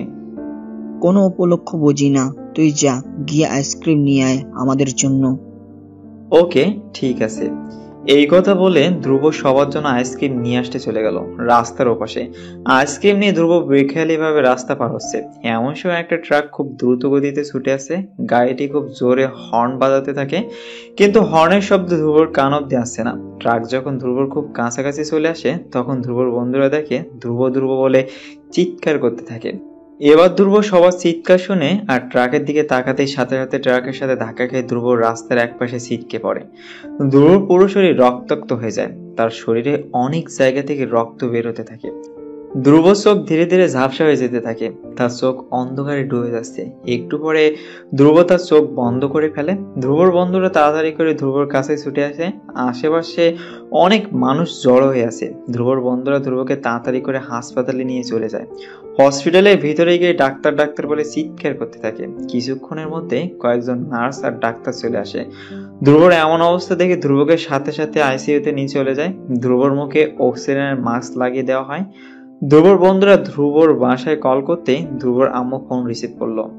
তার মাকে ধ্রুবর অ্যাক্সিডেন্টের কথা বলার সাথে সাথে তিনি একটা চিৎকার দিয়ে অজ্ঞান হয়ে যায়। তার চিৎকার শুনে তিশা আর মিজান সাহেব বের হয়ে এসে ধ্রুবর আম্মু অজ্ঞান হয়ে ফ্লোরের উপর পড়ে আছে। তিশা তার শাশুড়ির চোখে পানি দিয়ে জ্ঞান ফিরিয়ে আনলো। ধ্রুবর আম্মু মিজান সাহেবকে জড়িয়ে ধরে কান্না করতে শুরু করে দিল। কি হয়েছে তোমার? হঠাৎ করে চিৎকার দিয়ে অজ্ঞান হয়ে গেলে কেন? ধ্রুব, ধ্রুবর কি হয়েছে? ওগো, ধ্রুব নাকি অ্যাক্সিডেন্ট করেছে। ধ্রুবর অ্যাক্সিডেন্টের কথা শুনে তিশার আর মিজান সাহেবের মাথায় যেন আকাশ ভেঙে পড়লো। মিজান সাহেব বলল, কি বলছো এসব? কে বলেছে তোমাকে এসব? আমাকে ধ্রুবর বন্ধু ফোন দিয়ে বলল। এবার তাড়াতাড়ি করে মিজান সাহেব সেই নাম্বারে আবার কল দিল। সাথে সাথে কল রিসিভ করলো ধ্রুবর বন্ধু সিয়াম। সিয়াম কল রিসিভ করে বলল, হ্যালো বাবা, আমার ছেলের কি হয়েছে? আঙ্কেল, ধ্রুবর অ্যাক্সিডেন্ট হয়ে গেছে। আমরা ওকে নিয়ে হাসপাতালে চলে এসেছি, ওর চিকিৎসা চলছে। কি বলছো এসব? আমি সত্যি কথা বলছি, ধ্রুবর অবস্থা অনেক খারাপ আঙ্কেল। আপনারা তাড়াতাড়ি হাসপাতালে চলে আসুন। কোন হাসপাতালে? আমরা এক্ষুনি আসছি। আমি হাসপাতালের অ্যাড্রেস মেসেজ করে পাঠিয়ে দিচ্ছি, আপনারা তাড়াতাড়ি চলে আসুন। এই কথা বলে সিয়াম ফোন কেড়ে দিল। কিছুক্ষণের মধ্যে সিয়াম হসপিটালের অ্যাড্রেস মিজান সাহেবের ফোনে এসএমএস করে পাঠিয়ে দিল। এইদিকে তিশা নিশ্চুপ হয়ে দাঁড়িয়ে আছে একটা পুতুলের মতো। মনে হচ্ছে একটা সত্যিকারের পুতুল যার কোনো প্রাণ নেই। মিজান সাহেব তিশার দিকে তাকিয়ে দেখে তিশা কোনো নড়াচড়া করছে না। সে একদিকে তাকিয়ে আছে, তার চোখের পাতাও নড়ছে না। মিজান সাহেব তিশার মাথায় হাত বুলিয়ে দিয়ে বলল, আমাদের সাথে হাসপাতাল চলো মা। তিশা কোনো কথা বললো না। এবার সবাই মিলে বের হয়ে গেল। সবাই গাড়িতে উঠে বসে গেল। ধ্রুবর আম্মু কান্না করেই যাচ্ছে আর মিজান সাহেব তাকে সান্ত্বনা দিচ্ছে। মিজান সাহেব বলল, দেখো, আমাদের ছেলের কিছুই হবে না, এইভাবে কান্না করো না। কিছুক্ষণের মধ্যে তারা সবাই হসপিটালে পৌঁছে গেল। মিজান সাহেব তিশা আর তার স্ত্রীকে নিয়ে সিয়ামের কাছে চলে গেল। সিয়াম তার কয়েকজন বন্ধু আইসিইউর সামনে দাঁড়িয়ে আছে। মিজান সাহেব সিয়ামকে বলল, বাবা, আমার ছেলে কোথায়? সিয়াম মুখে কোনো কথা না বলে আইসিইউর দিকে দেখিয়ে দিল আঙ্গুল দিয়ে। জামাল সাহেব আইসিইউর দরজার সামনে চলে গেল। ছোট্ট একটা গ্লাস দিয়ে দেখা যাচ্ছে ধ্রুবকে অক্সিজেন মাস্ক দিয়ে শুয়ে রাখা হয়েছে, আর কয়েকজন ডাক্তার ধ্রুবর পরীক্ষা করছে। আর ধ্রুব পুরো শরীরে রক্তের দাগ দেখা যাচ্ছে। মিজান সাহেব তার ছেলের এমন অবস্থা দেখে তার নিজেকে কন্ট্রোল করতে পারলো না। তার নিজের অজান্তে তার চোখ থেকে পানি গড়িয়ে পড়ে গেল। মিজান সাহেব তার ছেলের এমন অবস্থা সহ্য করতে পারছে না। সে দরজা থেকে ধীরে ধীরে সরে গিয়ে সিয়ামের কাঁধের উপরে হাত রেখে বলল, কিভাবে হলো এমন বাবা? তারপর সিয়াম মিজান সাহেবের সবকিছুই বলল। মিজান সাহেব তার স্ত্রীর কাছে চলে যায়। মিজান সাহেবের স্ত্রী কান্না করতে করতে বলল, আমি আমার ছেলেকে দেখব, প্লিজ আমাকে আমার ছেলের কাছে নিয়ে যান। আমি আমার ছেলেকে একটি বার দেখতে চাই।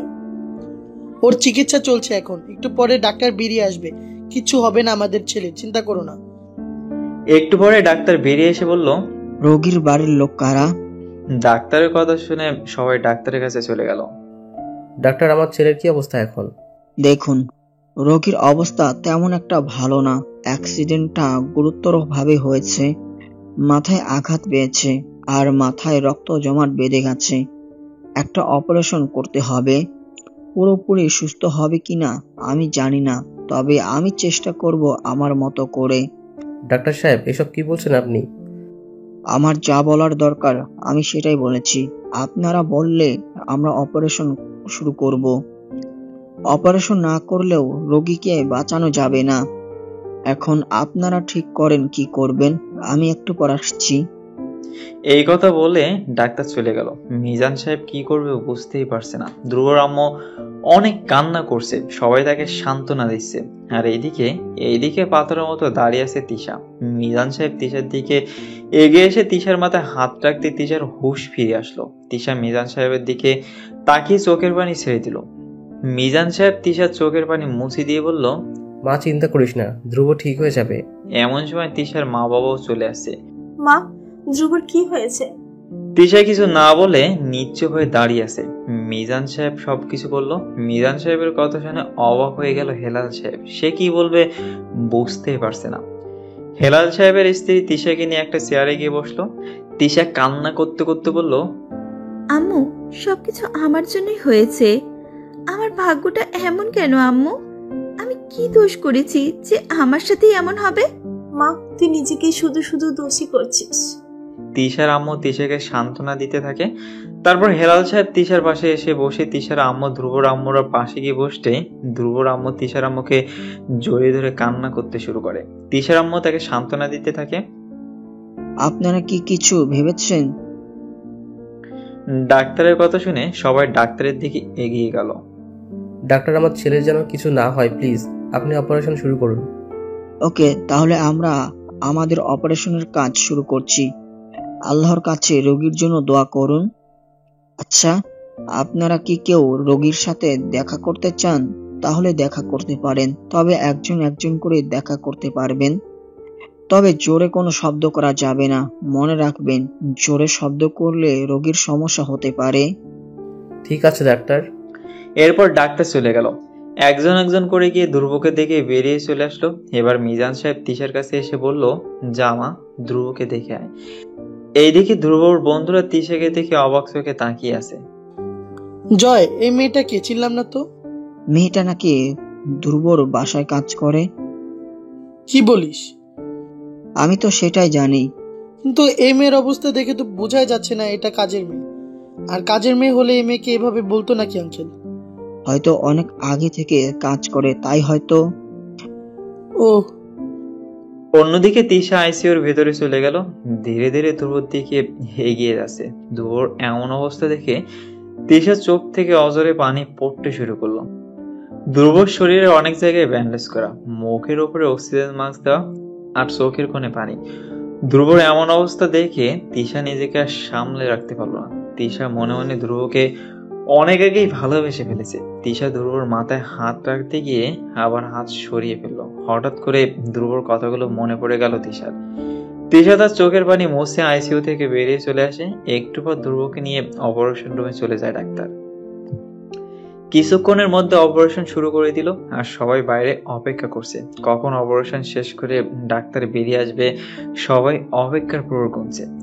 তিশার আম্মু তিশাকে বুকের সাথে নিয়ে জড়িয়ে ধরে আছে আর তিশা তার মাকে জড়িয়ে ধরে আছে। ডাক্তার বেরিয়ে আসলো। ডাক্তারকে দেখে সবাই ছুটে গেল ডাক্তারের কাছে। তিশাও গেল সাথে। ডাক্তার মাথা নিচু করে নিশ্চুপ হয়ে দাঁড়িয়ে আছে। মিজান সাহেব আবারও বলল, কি হয়েছে, আপনি চুপচাপ কেন? আমার ছেলে ঠিক আছে তো ডাক্তার?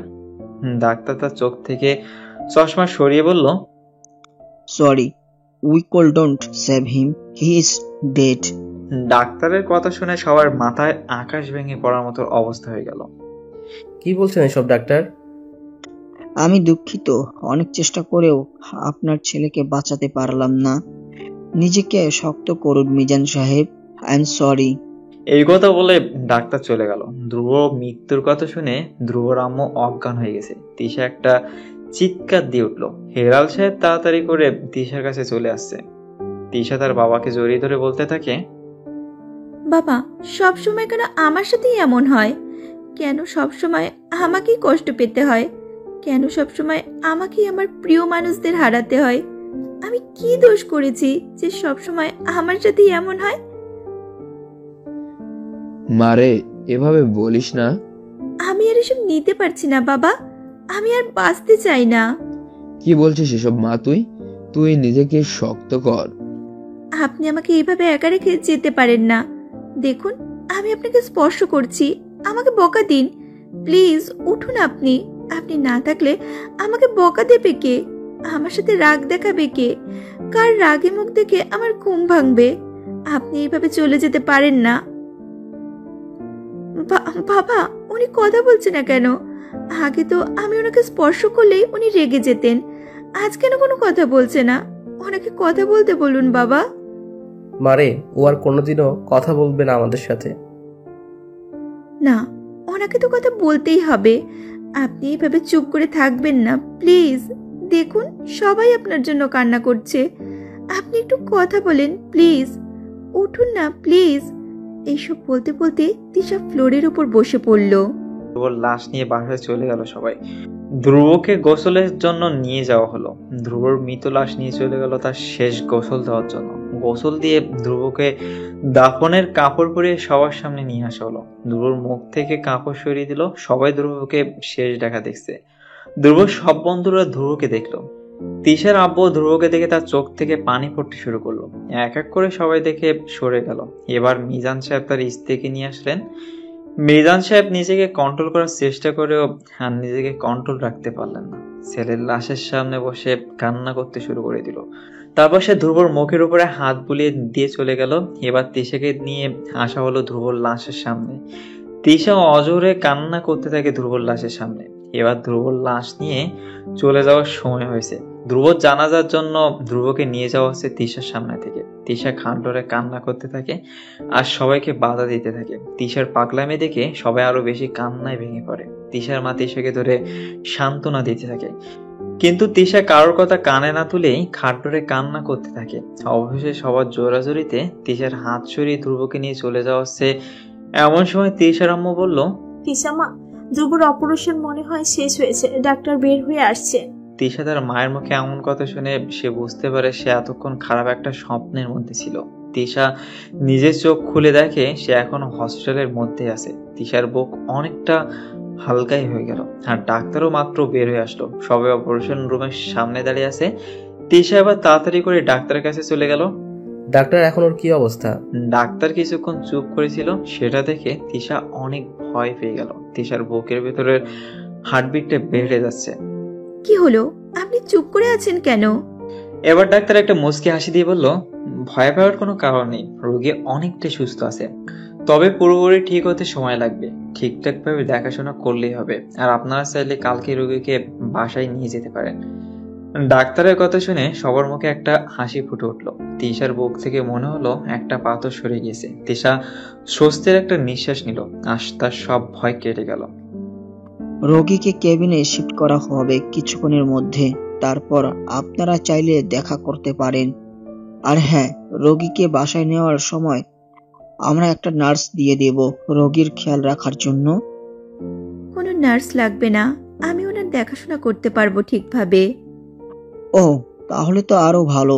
সমস্যা নেই, কিছুদিন পর পর হাসপাতালে নিয়ে আসলেই হবে। ধন্যবাদ ডাক্তার সাহেব। ধন্যবাদ দেওয়ার মতো কিছু নেই। ধন্যবাদ দিলে আল্লাহকে দেন, তিনি না চাইলে আমরা তো কিছুই করতে পারতাম না। আমরা তো উছিলা মাত্র। তারপর ডাক্তার ওখান থেকে চলে গেল। সবার মুখে হাসি ফুটে উঠলো। এখন সবাই অনেক খুশি। কিছুক্ষণ পরে ধ্রুবকে কেবিনে শিফট করা হলো। অনেকক্ষণ পরে ধ্রুবর জ্ঞান ফিরে আসলো। এরপর সবাই ধ্রুবর সাথে গিয়ে দেখা করলো। তিশা এক কোণে দাঁড়িয়ে ধ্রুবর দিকে তাকিয়ে রইল। সবাই কেবিন থেকে বের হয়ে চলে গেল। এবার তিশা ধ্রুবর দিকে এগিয়ে গেল, ধ্রুবর পাশে গিয়ে বসলো। এখন কেমন আছেন আপনি? একটু ভালো, কিন্তু আমার পায়ে কি হয়েছে? আমার পা নাড়াতে পারছি না কেন? আপনি পায়ে ব্যথা পেয়েছেন, চিন্তা করবেন না। ডাক্তার বলেছে কয়েকদিন রেস্ট করলেই আপনি ঠিক হয়ে যাবেন। এর মধ্যে মিজান সাহেব খাবার নিয়ে চলে আসলেন। মিজান সাহেব খাবার নিয়ে এসে তিশাকে বলল, তিশা, তুই ধ্রুবকে এই খাবারগুলো খাইয়ে দিয়ে এই ওষুধগুলো খাইয়ে দিস। ঠিক আছে বাবা। তারপর মিজান সাহেব বের হয়ে চলে গেলেন। এবার তিশা নিজের হাতে খাবার নিয়ে ধ্রুবর দিকে এগিয়ে দিল, কিন্তু ধ্রুব তিশার হাত থেকে খাবার খেতে যাচ্ছে না। এমন করছেন কেন আপনি? খাবার না খেলে সুস্থ হবেন কিভাবে? হা করেন বলছি। ধ্রুব আর কোনো কথা না বলে হা করলো। তারপর তিশা ধ্রুবকে খাইয়ে দিতে থাকে। ধ্রুবর বারবার তিশার দিকে তাকিয়ে থাকে। তিশা সেদিকে নজর না দিয়ে ধ্রুবকে খাওয়াতে ব্যস্ত হয়ে পড়ে। তারপর খাওয়া দাওয়া শেষ করে ধ্রুবকে ওষুধ খাইয়ে দিল। তিশার শাড়ির আঁচল দিয়ে ধ্রুবর মুখ মুছে দিল। ধ্রুব কিছু না বলে শুধু তিশার এসব দেখছে। কিছুক্ষণের মধ্যে ধ্রুব হারিয়ে যায় ঘুমের দেশে। তারপর তিশা ধ্রুবর কেবিন থেকে বেরিয়ে যায়। দেখতে দেখতে রাত অনেক হয়ে যাচ্ছে। তখন তিশা সবাইকে বলল, তোমরা সবাই বাসায় চলে যাও, আমি ওনার কাছে আছি। তুই একা থাকবি? তোমরা চলে যাও, রাত অনেক হচ্ছে, না হলে তোমরা আবার অসুস্থ হয়ে পড়বে। তারপর সবাই বাসায় চলে যায়। তিশা একাই থেকে যায় ধ্রুবর কাছে। তিশা ধ্রুবর কেবিনে ঢুকে দেখে ধ্রুব ঘুমিয়ে আছে। তিশা একটা চেয়ার টেনে নিয়ে ধ্রুবর সামনে এসে বসে থাকে, আর ধ্রুব একটা হাত ধরে বসে থাকে। তিশা দেখতে দেখতে অনেক রাত হয়ে গেল, কিন্তু তিশা এখনো ঘুমালো না। ধ্রুবর দিকে তাকিয়ে রইল। একটা সময় নিজের অজান্তেই ঘুমিয়ে পড়ে তিশা। দেখতে দেখতে সকাল হয়ে গেল, কিন্তু তিশা এখনো ঘুমাচ্ছে। ধ্রুব চোখ খুলে তাকিয়ে দেখে তিশা একটা হাত ধরে ঘুমিয়ে আছে এখনো।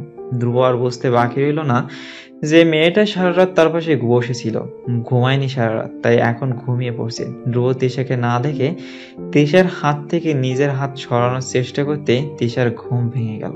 তিশা তাড়াতাড়ি করে দাঁড়িয়ে গিয়ে ধ্রুবর হাত ছেড়ে দিয়ে বলল, আপনি কখন উঠলেন? এই তো মাত্র। আমাকে ডাকেননি কেন? কিছু লাগবে আপনার?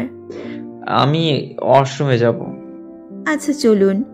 তারপর তৃষা ধ্রুবকে ধরে সিটের উপর থেকে নামালো।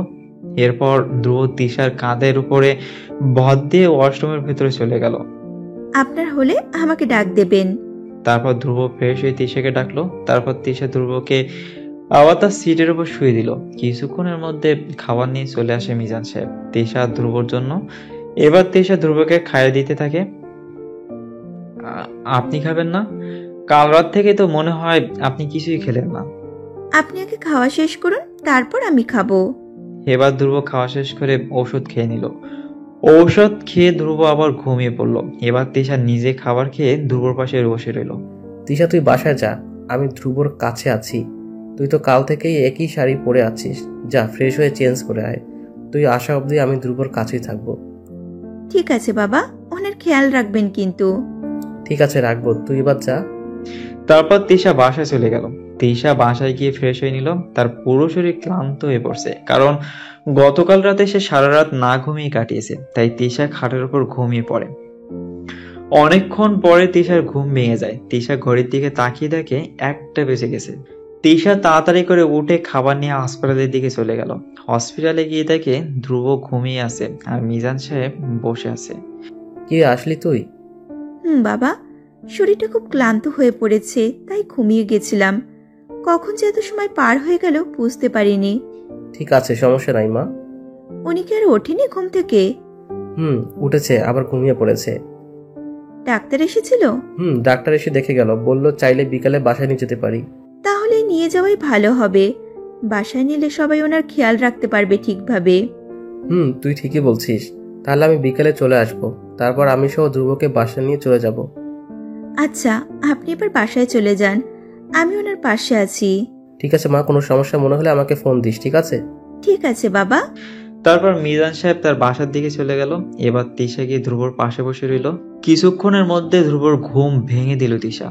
উঠুন, খাবার সময় হয়ে গিয়েছে, খেয়ে আবার ঘুমাতে পারবেন। ধ্রুবকে ধরে তিশা একটু একটু বসালো, তারপর ধ্রুবকে খাইয়ে দিল। খাওয়া শেষ করে ওষুধ দিল ধ্রুবকে। এখানে আমাকে আর কতদিন থাকতে হবে? বাবা বলল আজকে বিকালে নিয়ে যাবে বাসায়। ওকে। আপনি এবার ঘুমান। তিশা আবার ধ্রুবকে আবার শুয়ে দিল বেডের উপরে। দেখতে দেখতে বিকাল হয়ে গেল। মিজান সাহেব হসপিটালে চলে এলো। তারপর ডাক্তারের সাথে কথা বলে ধ্রুবকে নিয়ে বাসায় চলে গেল। ধ্রুবকে বাসায় নিয়ে তার রুমে শুয়ে দিল। কিছুক্ষণের মধ্যে ধ্রুবর বন্ধু জয় আর সিয়াম আসলো ধ্রুবকে দেখতে। তিশা ওদের দেখে নাস্তা আনার জন্য বাইরে চলে গেল। কিরে, কি অবস্থা এখন তোর? এই তো একটু ভালো। তোদের কি অবস্থা? আর ওইদিকে কি অবস্থা? ভালোই। তাহিয়া তোকে ফোন দিয়ে পাচ্ছে না, আমাকে বারবার ফোন দিয়ে তোর কথা জিজ্ঞেস করে। তুই কি তাহিয়াকে আমার অ্যাক্সিডেন্টের কথা বলে দিয়েছিস নাকি? আরে না, বলিনি। আমি বলছি তোর ফোনে একটু সমস্যা হয়েছে, ফোন ঠিক হলে যোগাযোগ করবে। গুড, বলিস না কিছু। বলিনি। নীলাকেও বলে দিস, নীলা যেন তাহিয়াকে কিছু না বলে দেয়। ঠিক আছে, তোর এসব নিয়ে চিন্তা করতে হবে না। আর আজকে সকালে ওর জন্য কিছু টাকা পাঠিয়ে দিলাম। গুড। এমন সময় তিশা সবার জন্য নাস্তা নিয়ে আসলো। তিশাকে দেখে সবাই নিজেদের মধ্যে কথা বলা অফ করে দিয়েছে। তারপর তিশা সবাইকে নাস্তা দিচ্ছে। এদিকে সিয়াম কেমন ভাবে বারবার তিশার দিকে তাকাচ্ছে। তিশা সিয়ামের হাতে যখন চা দিচ্ছিল তখন সিয়াম ইচ্ছা করে তিশার হাত স্পর্শ করার চেষ্টা করলো। তিশা বুঝতে পেরে তাড়াতাড়ি করে নিজের হাত সরিয়ে নিল। তিশা তাড়াতাড়ি করে রুম থেকে বেরিয়ে চলে গেল। সিয়াম তিশার দিকে তাকিয়ে রইল। জয় সিয়ামের ব্যাপারটা বুঝতে পেরেও চুপচাপ খাচ্ছে সে। তারপর তারা নিজেদের মধ্যে আরো কিছুক্ষণ কথা বলে সিয়াম আর জয় বাসা থেকে বের হয়ে চলে গেল। সিয়াম যাওয়ার সময় আশেপাশে তিশাকে খুঁজতে থাকে। সিয়াম খেয়াল করলো তিশা রান্নাঘরে কিছু একটা করছে। সিয়াম তিশার দিকে তাকিয়ে থাকতে থাকতে বাসা থেকে বেরিয়ে চলে গেল। রাস্তায় যেতে যেতে জয় সিয়ামকে প্রশ্ন করলো, কি রে, কাহিনী কি? কিসের কাহিনী? কিসের কাহিনী এখন জানিস না, তাই না? শালা ধ্রুবর বাসায় কাজের মেয়ের দিকে এইভাবে তাকিয়েছিলি কেন? এমনি, তেমন কিছুই না। তাই নাকি? নাকি শেষমেশ তুই এই কাজের মেয়ের প্রেমে পড়ে গেলি? আরে দূর, কিসের প্রেম? কাজের মেয়ের সাথে আমাদের যায় নাকি? এদের শুধু ইউজ করার জন্যই যথেষ্ট, আবার প্রেম? এদের 500-1000 টাকা দিলেই ওরা এমনিতেই চলে আসবে। তবে দোস্ত, মেয়েটা কিন্তু জোশ। মেয়েটাকে আমারও ভালো লাগছে। ধ্রুব ঠিক হয়ে গেলে ধ্রুবকে বলে এই মেয়েকে আমাদের ক্লাবে নিয়ে আসবো, তারপর বাকিটা আমরাই করব। আর আশা করি ধ্রুব আমাদের কথা ফেলবে না। তারপর দুজন দুজনের বাসায় চলে গেল। অন্যদিকে তিশা ধ্রুবর জন্য খাবার নিয়ে দেখে ধ্রুব হাঁটার চেষ্টা করছে। এই দেখে তিশা তাড়াতাড়ি করে ধ্রুবর কাছে গিয়ে বলল, কি করছেন এটা আপনি? দেখতেই তো পারছেন, ডাক্তার কি বলেছে মনে নেই? ডাক্তার বলেছে পায়ের উপর প্রেসার না দিতে, তাও আপনি সেটাই করছেন। আসলে আমি অষ্টমে যাব তো, তাই। আপনাকে না বলেছি কোনো কিছু দরকার হলে আমাকে ডাকবেন, আর যদি আমাকে না ডেকে একা একা হাঁটার চেষ্টা করেন তাহলে অন্য পাও ভেঙে দেব। তিশার রাগী মুখ দেখে ধ্রুব অবাক হয়ে গেল, কিন্তু এখনো কেন জানি ধ্রুব তিশার উপর রাগ দেখাতে পারছে না। এবার তিশা ধ্রুবকে নিয়ে অষ্টমের ভিতরে চলে গেল। তারপর তিশা বাইরে চলে আসলো। কিছুক্ষণ পরে ধ্রুব ফ্রেশ হয়ে দরজা খুলে দরজায় নক করতে থাকে। তিশা শুনেও না শোনার ভান করে দাঁড়িয়ে থাকে। এই যে আমার হয়েছে। তিশা কোনো কথাই বলছে না। কানে শোনেন না? আজব তো। ওকে ঠিক আছে, আমি একাই বেরোচ্ছি। তিশা ধ্রুবর এই কথা শুনে তাড়াতাড়ি করে ধ্রুবর সামনে চলে আসে আর ধ্রুবকে বলতে থাকে, একবার সামনে এগিয়ে আসলে অন্য পা ভেঙে দেব কিন্তু। ধ্রুব কি বলবে বুঝতে পারছে না। সে তো তিশার কোণে অবাকই হচ্ছে। সে এই প্রথম অসহায়ভাবে তিশাকে বলল, আপনাকে তো আমি অনেকবার ডাকলাম, আপনি তো কোনো রেসপন্সই করলেন না। আমার তো নাম আছে একটা, তাই না? আমার নাম তো এই যে না, আমার নাম তিশা। ওকে, তিশা বলে ডাকবেন। ঠিক আছে, আমাকে এখন এখান থেকে বের করুন। আচ্ছা। তারপর তিশা ধ্রুবকে নিয়ে খাটের উপরে শুয়ে দিল। খাটের উপরে শুয়ে দিয়ে তিশা ধ্রুবর পাশে এসে দাঁড়াতেই 17-18 বছরের মেয়ে ধ্রুবর রুমে এসে ধ্রুবকে জড়িয়ে ধরে কান্না করতে থাকে। এটাই সেই মেয়ে তাহিয়া। তাহিয়া ধ্রুবকে জড়িয়ে ধরে কান্না করতে করতে বলল, তোমার এই অবস্থা কি করে হলো? আমাকে একটিবারও জানালে না কেন? তোমার কিছু হলে আমি তো মরেই যেতাম। আর আমাকে কেন কিছু জানাওনি তুমি? আমি কি পর হয়ে গেছি খুব? তিশা তো অবাক হয়ে তাকিয়ে আছে মেয়েটার দিকে। মেয়েটা ধ্রুবকে জড়িয়ে ধরে কান্না করছে। তিশার মনের ভেতর ভয় চলে আসলো। তিশার মনের ভেতরে হাজারো প্রশ্নের সৃষ্টি হচ্ছে। অন্যদিকে ধ্রুব ভাবছে, তাইয়াকে আবার কে বললো এসব? আর তাইয়া আমার বাসার ঠিকানা পেলো কোথা থেকে? এখন কি করব আমি? তিশার মুখ কালো করে দাঁড়িয়ে আছে, আর তাইয়া ধ্রুবকে জড়িয়ে ধরে কান্না করছে। তিশা ধ্রুব আর তাইয়ার এই অবস্থা দেখে সে নিজেই কন্ট্রোল করতে পারছে না। তার চোখে পানি টলমল করছে, আর মনে মনে ভাবতে থাকে, ধ্রুব তাহলে তিশাকে এই মেয়ের জন্য ইগনোর করছে। এই মেয়ের সাথে যদি রিলেশন থেকেই থাকে, তাহলে আমাকে বিয়ে করার কি দরকার ছিল? আমাকে তো বললেই পারতেন যে উনি অন্য কাউকে ভালোবাসে। তাহলে তো আমি ওনার প্রতি এতটা দুর্বল হতাম না। এমন খারাপ মানুষ আমি কখনোই দেখিনি। তোমাকে আমার এই অবস্থার কথা কে বলেছে? আর আমার বাসার অ্যাড্রেস কোথায় পেলে তুমি? তুমি না বললে কি হয়েছে? আমি তো নীলাপুর থেকে সব জানলাম। তুমি আমাকে পর ভাবলেও আমি তো তোমাকে পর ভাবি না ভাইয়া। তাইয়ার মুখে ভাইয়া ডাক শুনে তিশার মনে একটু হালকা হলো। তিশার বুকের উপর থেকে মনে হচ্ছে একটা বিশাল বড় পাথর সরে গেল। তিশা এতক্ষণ ধ্রুবকে নিয়ে যেসব ভাবছে সব ভুল প্রমাণ হলো। তিশা অহেতুক ধ্রুবকে খারাপ ভাবলো। এবার তিশা একটু সামনের দিকে এগিয়ে গেল। ধ্রুব একটু মুচকি হাসি দিয়ে বলল, পাগলি একটা। আসলে আমি ইচ্ছে করে তোমাকে জানাতে না করেছি সবাইকে, কারণ তুমি হয়তো কষ্ট পেতে, তাই। ভাইয়া, এই পৃথিবীতে তুমি ছাড়া আমার আর কে আছে বলো? জন্মের সময় বাবাকে হারিয়েছি, যখন বড় হলাম তখন মাকেও হারিয়ে ফেললাম। এখন তুমিও আমাকে ছেড়ে চলে যেতে চাইছো ভাইয়া? তোমরা সবাই খুব খারাপ, খুব খারাপ। আরে কান্না করতেছিস কেন? দেখ, আমার তেমন কিছু হয়নি, আমি ঠিক আছে। এবার তিশা এগিয়ে গিয়ে তাইয়ার মাথায় হাত রাখতেই তাইয়া তিশার দিকে তাকালো। ভাইয়া, এটাকে? এটা তোমার ভাবি। মানে তুমি বিয়েও করে ফেলেছো আর আমাকে সেটাও বলনি? তোমার সাথে আর কোনো কথা নেই ভাইয়া, তুমি খুব পচা। আরে আবার রাগ করিস কেন? আসলে আমি আমার বিয়ের কথা কাউকেই বলিনি। ধ্রুব এই প্রথম তিশাকে নিজের স্ত্রী বলল। ধ্রুবর কথা শুনে তিশা অনেক খুশি হয়ে গেল। এবার তাইয়া ধ্রুব থেকে সরে এসে তিশার সামনে দাঁড়িয়ে বলল, ভাবি, তুমি তো খুব মিষ্টি দেখতে। নাম কি তোমার? আমি তিশা, তোমার নাম কি? খুব মিষ্টি নাম। তুমি যেমন মিষ্টি তোমার নামটাও খুব মিষ্টি।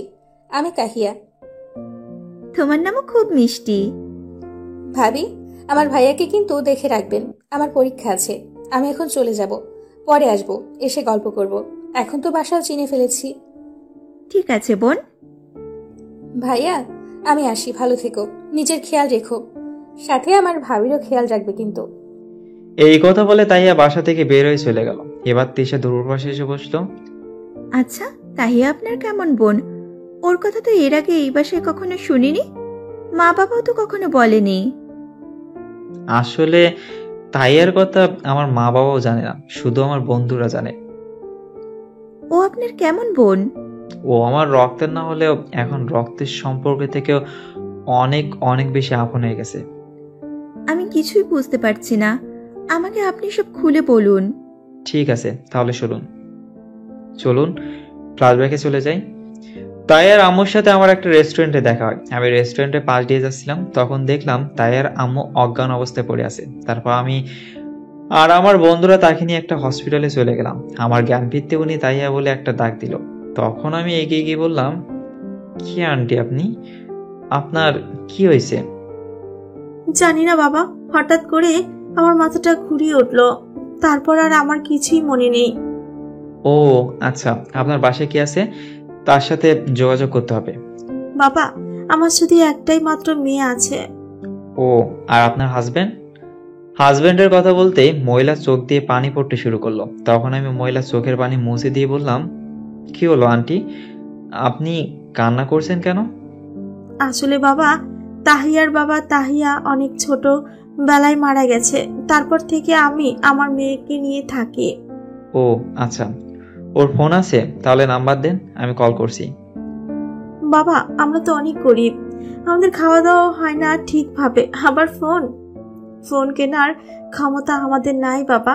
আমার মেয়েটা কাল থেকে কিছু খেতে পারছে না, আবার 2 দিন পরে ওর পরীক্ষা, ওর স্কুলের বেতনও এখনো দিতে পারিনি, তাই টাকার জন্য বের হলাম। হঠাৎ করে কি যে হয়ে গেল।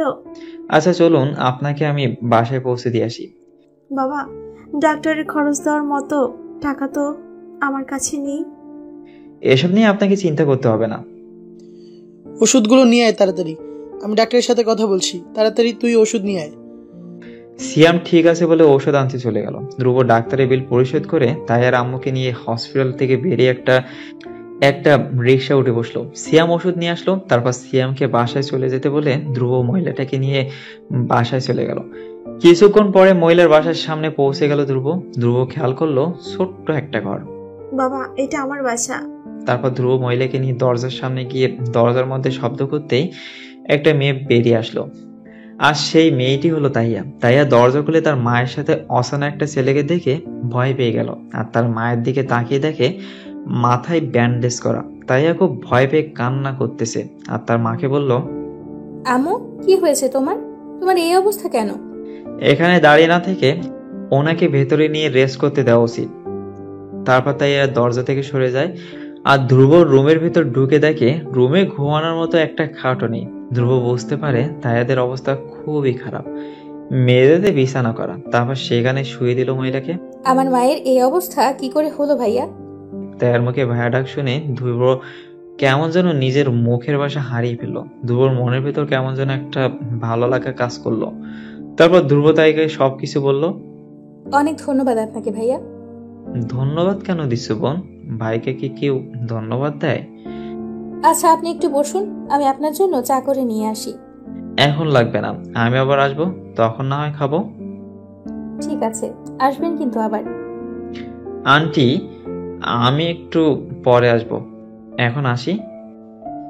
এই কথা বলে ধ্রুব বেরিয়ে চলে গেল। তাইয়াদের বাসার পাশে গিয়ে ধ্রুব জয়ার সিয়ামকে ফোন দিয়ে আসতে বলল।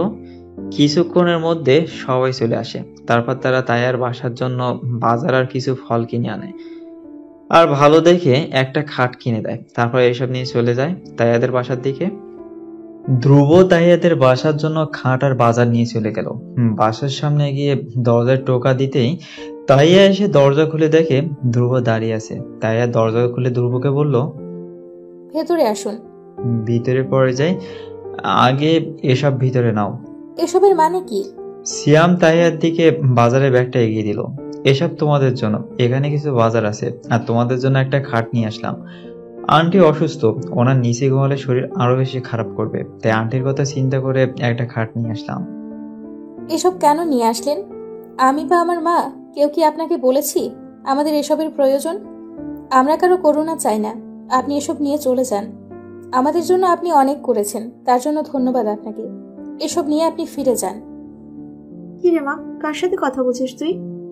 মা একটু বাইরে এসে দেখে যাও। তাইয়ার আম্মু বাইরে এসে দেখে ধ্রুব দাঁড়িয়ে আছে। তখন তিনি বললেন, আরে বাবা কখন আসলে তুমি? আর বাহিরে দাঁড়িয়ে আছো কেন? ভেতরে আসো তুমি। এই তো মাত্র এলাম, আপনাদের জন্য সামান্য কিছু বাজার আর এসব নিয়ে আসলাম। দেখুন এসব নিয়ে আপনি চলে যান। আমরা মানুষের করুণা নিয়ে বেঁচে থাকতে চাই না। আমরা গরিব হতে পারি কিন্তু ভিক্ষুক না। তাইয়ের কথা শুনে ধ্রুবর মন খারাপ হয়ে গেল। ধ্রুব মনে মনে বলল, আমি করুণা করতে আসিনি তাইয়া। আর কোনো ভাই কি তার বোনকে করুণা করতে পারে? কোনো ছেলে যদি তার মায়ের জন্য কিছু নিয়ে আসে, সেটা যদি করুণা হয়ে যায়, এটা আমার পক্ষ থেকে তোমাদের জন্য কিছু উপহার হিসেবে নিলে আমি খুব খুশি হতাম। আর যদি এসব না নিতে চাও তাহলে আমি চলে যাচ্ছি। বাবা তুমি ওর কথায় কিছু মনে করো না, ও অনেক ছোট এখনো। তুমি এসব ভিতরে নিয়ে আসো। তারপর সবকিছু বাসায় নিয়ে যাওয়া হলো। ভাইয়া সরি, ওই সময় অমন ব্যবহার করার জন্য আমি দুঃখিত।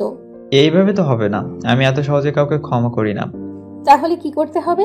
তোমার হাতের রান্না খাবো, আমাদের সবাইকে তোমার রান্না খাওয়ালে ক্ষমা করতে পারি। তারপর তাইয়া রান্না করতে চলে গেল। ও আচ্ছা এই ব্যাপার, ঠিক আছে আমি রান্না করতে যাচ্ছি। বাবা কি দরকার ছিল এসবের? এমনি তুমি আমার জন্য অনেক কিছুই করলে, আবার এসব? অনেক ধন্যবাদ তোমাকে বাবা। আমাকে ধন্যবাদ দিয়ে কেন ছোট করছেন? আমি না আপনার ছেলের মতো? ছেলেকে কেউ ধন্যবাদ দেয়? এবার মহিলা ধ্রুবকে জড়িয়ে ধরে কান্না করে দিল। ধ্রুব সেই মহিলার চোখের পানি মুছে দিয়ে বলল, আন্টি, তাইয়ার স্কুলে কত টাকা বাকি আছে? মাকে কেউ আন্টি বলে? আচ্ছা মা। 5,000 টাকা। এবার বলুন। ঠিক আছে, এই নেন টাকা। আর এবার থেকে তাইয়ার পড়াশোনার সব দায়িত্ব আমার। কোনো কিছুর প্রয়োজন হলে আমাকে জানাবেন। কোনো কিছু নিয়ে কোনো দ্বিধা করবেন না, আমাকে সরাসরি বলতে পারেন। বাবা, তোমাকে আমি কি বলবো বুঝতে পারছি না।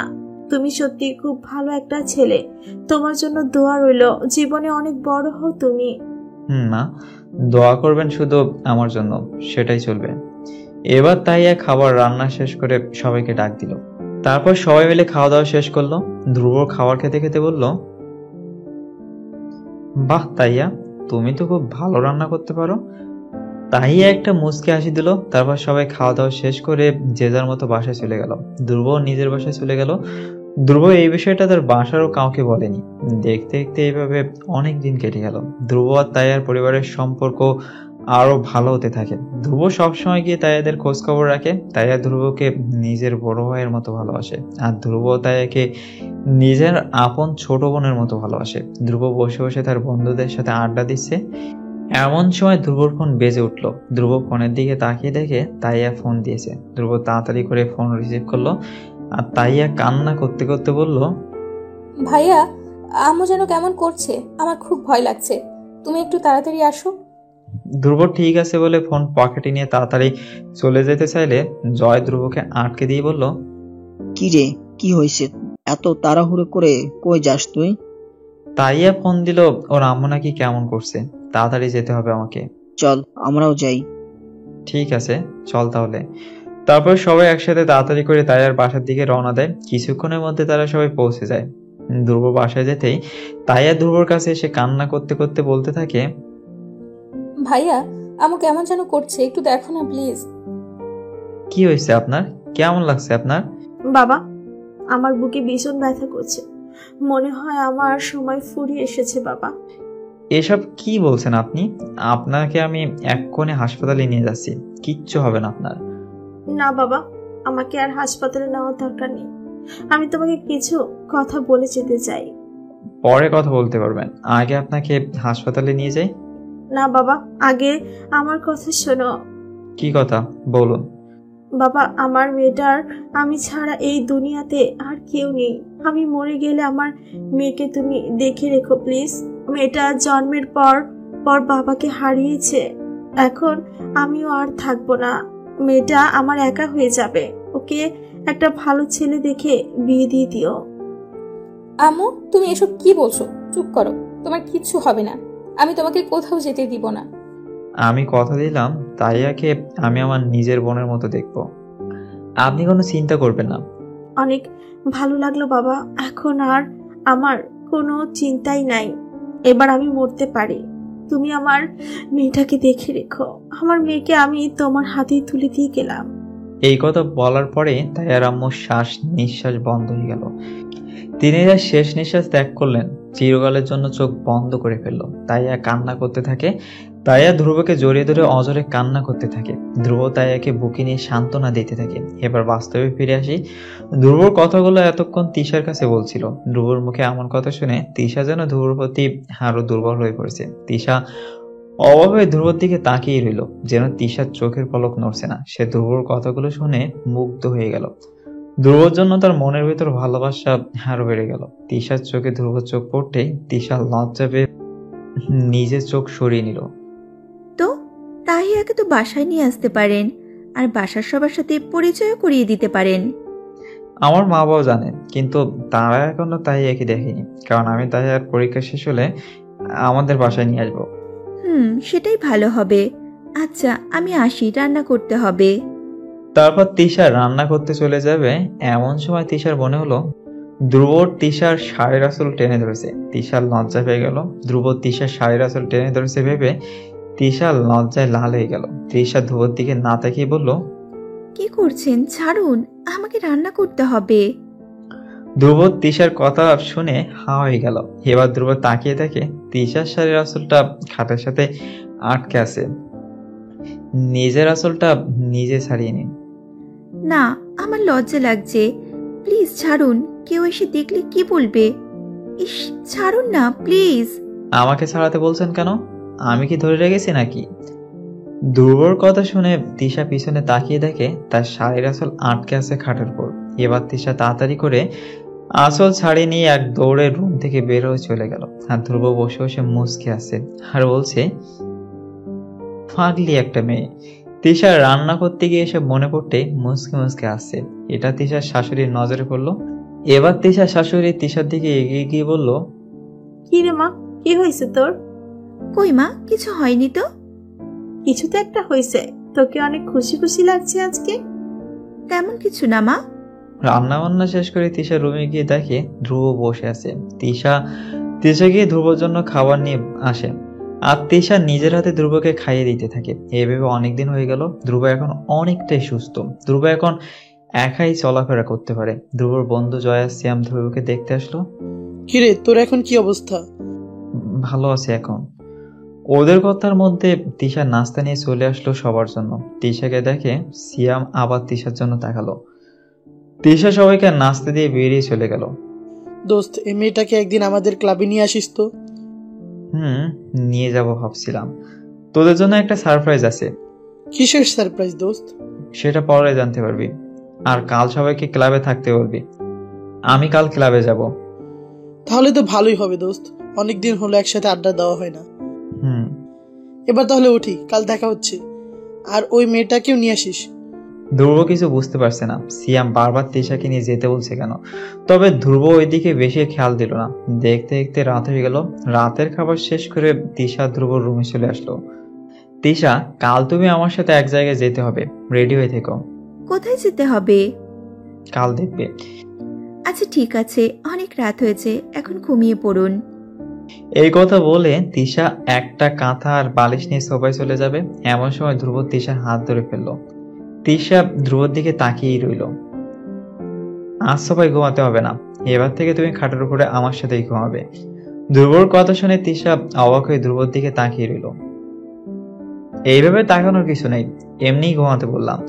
তারপর তিশা ধ্রুব খাটের উপরে শুয়ে পড়ল। Tisha, I am sorry. Sorry কেন? তোমার সাথে আমি অনেক খারাপ ব্যবহার করেছি, তোমার সাথে অনেক অন্যায় করেছি, তার জন্য। সরি বলতে হবে না, আমার কোনো কষ্ট নেই। তারপরে আমি তোমাকে সবার সামনে অনেক অপমান করেছি, কিন্তু তুমি কখনো আমার মুখের ওপর কোনো কথাই বলনি। তোমার মতো একটা বউ পাওয়া সত্যিই ভাগ্যের ব্যাপার। ধ্রুবর মুখে এসব কথা শুনে তিশা মনে মনে অনেক খুশি হয়ে গেল। আপনার মতো মানুষ হয় না, আপনার মতো স্বামী পাওয়াও ভাগ্যের ব্যাপার। তিশা, আমি নিজের অজান্তে তোমাকে ভালোবেসে ফেলেছি। তোমার কেয়ারিং, তোমার আমার প্রতি ভালোবাসা দেখে আমি তোমাকে ভালোবেসে ফেলেছি। আমি কখন বলেছি আমি আপনাকে ভালোবাসি? কি, তুমি আমাকে ভালোবাসো না? না। ও আচ্ছা। এই কথা বলে ধ্রুব মন খারাপ করে অন্যদিকে শুয়ে পড়ে। তখনই তিশা ধ্রুবর বুকের উপর মাথা রেখে বলল, আমি সারা জীবন এই বুকে মাথা রেখে ঘুমাতে চাই। এবার ধ্রুব তিশাকে জড়িয়ে ধরে, তারপর তিশার কপালে একটা চুমু খায়। ধ্রুব তিশার মুখ তার মুখের সামনে নিয়ে আসে। সাথে সাথে তিশার লজ্জা পেয়ে নিজের চোখ বন্ধ করে ফেলে। আর ধীরে ধীরে তিশার শ্বাস নিঃশ্বাস বেড়ে যেতে থাকে। ধ্রুব তিশার নিঃশ্বাস অনুভব করতে পারছে। এবার ধ্রুব তিশার ঠোঁট নিজের দখলে নিয়ে নেয়। এইভাবে কতক্ষণ ছিল তারাও জানে না। তারপর দুজনে হারিয়ে গেল ভালোবাসার রাজ্যে। দুজনে দুজনের মাঝে হারিয়ে গেল। অনেকক্ষণ পর তারা দুজনে ঘুমিয়ে পড়ে। তিশা ধ্রুবর বুকের উপর ঘুমিয়ে যায়। সকালে ধ্রুবর ঘুম ভেঙে যায়। ধ্রুব দেখে তিশার মুখের সামনে তিশার চুল পড়ে আছে। চুলের কারণে তিশার মায়াবী মুখটা দেখা যাচ্ছে না। ধ্রুব নিজের হাত দিয়ে তিশার মুখের সামনে চলে আসা চুলগুলো সরিয়ে দেয়। চুলগুলো সরিয়ে দিয়ে তিশার কপালে একটা চুমু খেয়ে আবার ঘুমিয়ে যায়। অনেকক্ষণ পরে তিশার ঘুমটা ভেঙে গেল। তিশা ঘুম ভেঙে দেখে ধ্রুব এখনো ঘুমিয়ে আছে। তিশা উঠে ফ্রেশ হয়ে আসে। তারপর ধ্রুবকে ডেকে ঘুম থেকে উঠালো। কয়টা বাজে? এখনো ঘুমিয়ে আছেন আপনি? নাস্তা করবেন না? আর একটু ঘুমাতে দাও। কেন, সারা রাত কি করেছেন যে চোখে এত ঘুম? যাও না কি করেছি? না। ওকে, দেখাচ্ছি তাহলে। এই কথা বলে ধ্রুব তিশার হাত ধরে তিশাকে টান মেরে নিজের কাছে নিয়ে আসে। তিশা এসে ধ্রুবর বুকের ওপর পড়ে। ধ্রুব তিশার মুখের সামনে চলে আসা চুলগুলো হাত দিয়ে সরিয়ে তিশার ঠোঁট স্পর্শ করবে এমন সময় তিশা ধ্রুবর মুখের উপর হাত দিয়ে বাঁধা দিয়ে বলল, কি করছেন? আমি মাত্র ফ্রেশ হয়ে আসলাম, ছাড়ুন তো। না, সমস্যা কি? দরকার হলে আবার ফ্রেশ হবে। ছাড়ুন, দরজা খোলা, কেউ এসে পড়লে কিন্তু কেলেঙ্কারি হয়ে যাবে। কেউ আসলেই বা কি হবে? হ্যাঁ, আমি আমার বউকে আদর করছি, তাতে কার কি? উফ, ছাড়ুন না, সবাই মনে হয় আমাদের জন্য অপেক্ষা করে বসে আছে। থাকুক, আমি আমার বউকে আদর করব। মা এসেছে। ধ্রুব মা এসেছে শুনে তিশাকে ছেড়ে দিল। তখন তিশা খিলখিল করে হেসে দিয়ে বলল, ভীতু। তারপর হাসতে হাসতে চলে গেল। কিছুক্ষণ পরে ধ্রুব ফ্রেশ হয়ে চলে আসলো নাস্তা করতে। নাস্তা খেয়ে ধ্রুব রুমে গিয়ে বসে থাকে। তিশা অপেক্ষা করে, কিন্তু তিশা আসছে না। ধ্রুব মনে মনে ভাবতে থাকে যে তিশা এখনো আসছে না কেন। কিছুক্ষণ পর তিশা রুমে এসে দেখে ধ্রুব বসে আছে। ধ্রুব তিশাকে দেখে রাগী চোখে তিশার দিকে তাকিয়ে রইল। তিশা ধ্রুবর রাগী মুখ দেখে চুপসে গেল। কি হয়েছে আপনার? এতক্ষণ কইছিলে তুমি? তোমার জন্য কখন থেকে অপেক্ষা করে বসে আছি। কেন? এবার ধ্রুব রুমের দরজা বন্ধ করে দিল। তিশা বুঝতে পারছে আজ আর রেহাই নেই। ধ্রুব তিশার দিকে এগোতে থাকে আর তিশা পিছিয়ে যেতে থাকে। একটা সময় তিশার পিঠ দেয়ালে ঠেকে যায়। ধ্রুব তিশার সামনে চলে যায়, একদম খুব কাছে চলে গেল। এখন ধ্রুব তিশার ঠোঁট স্পর্শ করবে, তখনই দরজা ঠকঠক করে শব্দ হলো। এবার তিশা ধ্রুবকে ধাক্কা দিয়ে দরজার কাছে চলে গেল। এইদিকে ধ্রুব রেগে তার শরীরে আগুন হয়ে গেল আর মনে মনে বলতে থাকে, কেউ আসার আর সময় পেল না। এই কথা বলে ধ্রুব খাটের উপরে গিয়ে বসে পড়ে। তিশা দরজা খুলে দেখে তার শ্বশুর দাঁড়িয়ে আছে। বাবা, আপনি কিছু লাগবে নাকি? ধ্রুব আছে নাকি? ভিতরে আছে, আসুন। তারপর তিশা বাইরে চলে গেল। মিজান সাহেব গিয়ে ধ্রুবর পাশে বসলো। তারা কিছু কথা বলে বের হয়ে চলে গেল। দেখতে দেখতে বিকাল হয়ে গেল। ধ্রুব আর তিশা রেডি হয়ে বেরিয়ে চলে গেল।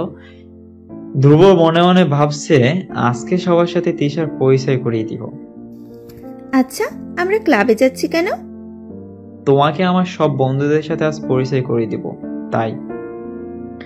কিছুক্ষণের মধ্যে তারা পৌঁছে গেল ক্লাবে। ক্লাবে গিয়ে দেখে ধ্রুবর বন্ধু শুধু জয় আর সিয়াম আছে, তাছাড়া আর কেউ নাই। ধ্রুব সিয়ামের কাছে গিয়ে বলল, কি রে তোকে আমি কাল কি বলেছিলাম? তোরা দুইজন কেন? বাকিরা সবাই কই? আরে এত জন হলে কি মজা পাওয়া যাবে? মজা মানে? কিসের মজার কথা বলছিস তুই সিয়াম? আজ তো মাস্তি হবে। আমি তোর কোনো কথাই বুঝতে পারছি না, আমাকে একটু বুঝতে বল কি হয়েছে। দোস্ত, তোকে এই মেয়েটাকে কেন আনতে বললাম বুঝতে পারলি না? না, কেন? আরে এই মেয়েকে নিয়ে আজ খেলবো আর ফুর্তি করবো আমরা তিনজনে, সেই মজা হবে। মেয়েটাও না সেই পুরাই আগুন আর খুব হট। সিয়ামের কথা শুনে ধ্রুবর মাথায় রক্ত উঠে গেল। ধ্রুব আর নিজেকে কন্ট্রোল করতে পারছে না। গায়ের সব শক্তি দিয়ে ধ্রুবর গালে ঠাস করে একটা থাপ্পড় মিলিয়ে দিল। থাপ্পড়টা এত জোরে মারছে যে সিয়াম থাপ্পড়ের তাল সামলাতে না পেরে মাটিতে পড়ে গেল। ধ্রুব সিয়ামকে থাপ্পড় দিতে দেখে তিশা আর জয় অবাক হয়ে তাকিয়ে রইল। ধ্রুব এবার সিয়ামকে মারার জন্য গেলে জয় এসে ধ্রুবকে আটকে দেয়। কি হয়েছে? তুই ওকে মারছিস কেন? আমাকে ছেড়ে দে, আজকে ওকে আমি খুন করেই ফেলবো। আরে মাথা ঠান্ডা কর ভাই, আর কি হয়েছে আমাকে বল তুই। তারপর ধ্রুব সিয়ামকে সব বলল। তোকে আমি নিজের ভাই মনে করতাম, আর তুই এমন। ভাবতে আমার খারাপ লাগছে। আর শোন, ওকে আমি এখানে নিয়ে আসি তোদের সাথে পরিচয় করে দিতে। ও আমার স্ত্রী, ওকে নিয়ে এখানে আসাটাই আমার ভুল হয়েছে। ধ্রুবর মুখে স্ত্রীর কথাটা শুনে সিয়াম আর জয় দুজনে অবাক হয়ে গেল। তারা বলল, তখন তুই না আমাকে বললি ওটা তোদের বাসের কাজের মেয়ে, এখনো তোর বউ হয়ে গেল কিভাবে? তারপর ধ্রুব সব ঘটনা খুলে বলল প্রথম থেকে। ধ্রুবর সব কথা শুনে সিয়াম উঠে এসে ধ্রুবকে বলল, ধ্রুব, আমি জানতামই না ও তোর স্ত্রী, আমাকে তুই পারলে ক্ষমা করে দিস। আমি জানলে কখনো এমনটা কল্পনাও করতাম না, প্লিজ আমাকে তুই ক্ষমা করে দিস ধ্রুব। ভাবি, আপনি আমাকে ক্ষমা করে দিন, আমার অনেক বড় ভুল হয়ে গিয়েছে, আমি কোনো কিছু না জেনেই বলে ফেলেছি। কেউ যখন নিজের ভুল বুঝতে পারে তাকে ক্ষমা করে দেওয়া উত্তম। তবে আপনার যেটা করতে চেয়েছিল সেটা কিন্তু অন্যায়। আমার ভুল হয়ে গেছে, আমি আর কোনো দিন এসব বাজে কাজে যাব না, ক্ষমা করে দিন আমাকে। আমি ক্ষমা করে দিয়েছি। ধ্রুব কোনো কথা বলল না। এবার সিয়াম আর জয় ধ্রুবর কাছে গিয়ে ক্ষমা চাইল। ধ্রুব এদের ক্ষমা করে দিয়ে তিশাকে নিয়ে বাসায় চলে আসলো। বাসায় এসে ধ্রুব একদম চুপচাপ হয়ে গেল। তিশা রান্না করতে চলে গেল। রান্না শেষ করে তিশা রুমে এসে দেখে ধ্রুব রুমে নেই। তিশা ভাবলো ধ্রুব হয়তো অশ্রমে গেছে, তাই তিশা খাটের উপর বসে রইল। কিন্তু অনেকক্ষণ হয়ে গেল ধ্রুব বের হয়ে আসছে না। এবার তিশা অশ্রমের দরজা খুলে দেখে ধ্রুব নেই। পুরো বাসা খুঁজে ধ্রুবকে না পেয়ে তিশা ছাদের উপরে চলে গেল। ছাদের উপরে গিয়ে দেখে ধ্রুব ছাদের এক কোণে দাঁড়িয়ে আছে। তিশা ধ্রুবর পাশে গিয়ে দাঁড়ালো। ধ্রুব মন খারাপ করে আকাশের দিকে তাকিয়ে আছে। কি হয়েছে আপনার? এইভাবে মন খারাপ করে দাঁড়িয়ে আছেন কেন? Tisha, I am sorry. Sorry বলছেন কেন আপনি? আসলে আমার ভুল হয়েছে, তোমাকে ওখানে নিয়ে গিয়ে ওদের আমি তোমার কাছে ক্ষমা চাইছি। আরে আমি কিছু মনে করিনি। দেখুন, আপনাকে এইভাবে মন খারাপ করে থাকতে দেখে আমার ভালো লাগছে না। হয়েছে, এবার ছাড়ুন, চলুন রুমে যাই, অনেক রাত হয়েছে। আজকের আকাশটা খুব সুন্দর লাগছে, তাই না? আর আজকে 2টা চাঁদ ফুটে আছে। ধ্রুবর মুখে 2টা চাঁদের কথা শুনে তিশা অবাক হয়ে গেল। আর সে মনে মনে ভাবতে থাকে, আকাশে 2টা চাঁদ কই? আমি তো দেখছি একটা। পাগল হয়ে গেল নাকি উনি? আকাশে চাঁদ তো একটা থাকে, 2টা আপনি কই থেকে দেখেন? ওই যে আকাশে একটা ফুটে আছে আর একটা আমার সামনে ফুটে আছে। আমি কোনটা রেখে কোনটা দেখবো বুঝতেই পারছি না। ধ্রুবর কথা শুনে তিশা লজ্জা পেয়ে গেল। লজ্জায় তার মুখ লাল হয়ে গেল। তিশা, তোমার চুলগুলো ছেড়ে দাও, তোমাকে আরো বেশি সুন্দর লাগবে। তিশা ধ্রুবর কথা শুনে চুলগুলো ছেড়ে দিল। আর হালকা বাতাসে তিশার চুল উঠতে থাকে। চাঁদের আলো তিশার মুখে এসে পড়েছে। চাঁদের আলো তিশার সৌন্দর্যকে আরো বহুগুণ বাড়িয়ে দিয়েছে। অপরূপ সুন্দরী লাগছে তিশাকে। ধ্রুব তিশার দিকে তাকিয়ে রইল। ধ্রুব তাকিয়ে থাকা দেখে তিশার লজ্জা যেন আরো বেড়ে যাচ্ছে। এইভাবে তাকিয়েছেন কেন? আমার লজ্জা লাগে না বুঝি? ধ্রুব একটা মুচকি হাসি দিয়ে তিশাকে জড়িয়ে ধরে বলল, আহারে আমার লজ্জাবতী বউ। তারা আরো কিছুক্ষণ ছাদের উপরে থেকে নিজের রুমে গিয়ে ঘুমিয়ে পড়ে। সকালে তিশা ঘুম থেকে উঠে ফ্রেশ হয়ে ধ্রুবকে ঘুম থেকে তুলে। ধ্রুবও ফ্রেশ হয়ে এসে নাস্তা করতে চলে যায়। নাস্তা খেয়ে আবার রুমে চলে আসে। হঠাৎ করে ধ্রুবর আম্মু এসে তিশাকে বলল, তিশা মা, তোমার সাথে একটা ছেলে দেখা করতে এসেছে, একটু নিচে আসো তাড়াতাড়ি। একটা ছেলের কথা শুনে তিশা অবাক হয়ে গেল। কে আবার আসলো তার সাথে দেখা করতে? তিশার তো কোনো ছেলে বন্ধুও নেই, তাহলে কে আসতে পারে? এসব ভাবছে তিশা। চলো দেখি কে আসলো তোমার সাথে দেখা করতে। ধ্রুব আর তিশা একসাথে নিচে চলে গেল। তিশা নিচে গিয়ে তার সামনে বসে থাকা ছেলেটাকে দেখে থ হয়ে গেল। তার মাথায় আকাশ ভেঙে পড়ার মতো অবস্থা। সেজন্য তার নিজের চোখে বিশ্বাস করতে পারছে না। তার চোখ ঘুরিয়ে পানি পড়তে শুরু করে দিল। সে নির্বাক হয়ে তাকিয়ে রইল ছেলেটার দিকে। তিশা মনে মনে ভাবতে থাকে, কি হচ্ছে এসব? উনি কিভাবে ফিরে আসতে পারে? আবার কোনো মৃত লোক কি আবার ফিরে আসে নাকি? আসলে তিশার সামনে বসে থাকা লোকটি আর কেউ না, সে হলো তিশার আগের স্বামী নিহান চৌধুরী। নিহান তিশাকে দেখে বসা থেকে উঠে দাঁড়িয়ে গেল। আর সে তিশার দিকে তাকিয়ে রইল। আর তিশা স্তব্ধ হয়ে তাকিয়ে রইল নিহানের দিকে। এবার নিহান চৌধুরী তিশার দিকে এগিয়ে আসতে থাকে। নিহান তিশার সামনে এসে তিশার 2 গালে হাত দিয়ে বলল, কেমন আছো তিশা? ধ্রুব তিশার গালে নিহানের হাত দেখে ধ্রুব হাত সরিয়ে দিয়ে বলল, কে আপনি? আমি তিশার হাজবেন্ড, নিহান চৌধুরী। মানে বুঝলাম না। আপনি তিশাকে জিজ্ঞেস করতে পারেন, তাহলে খুব সহজে বুঝতে পারবেন। আপনি কে? আপনাকে কেন আমার এত কৈফিয়ত দিতে হবে?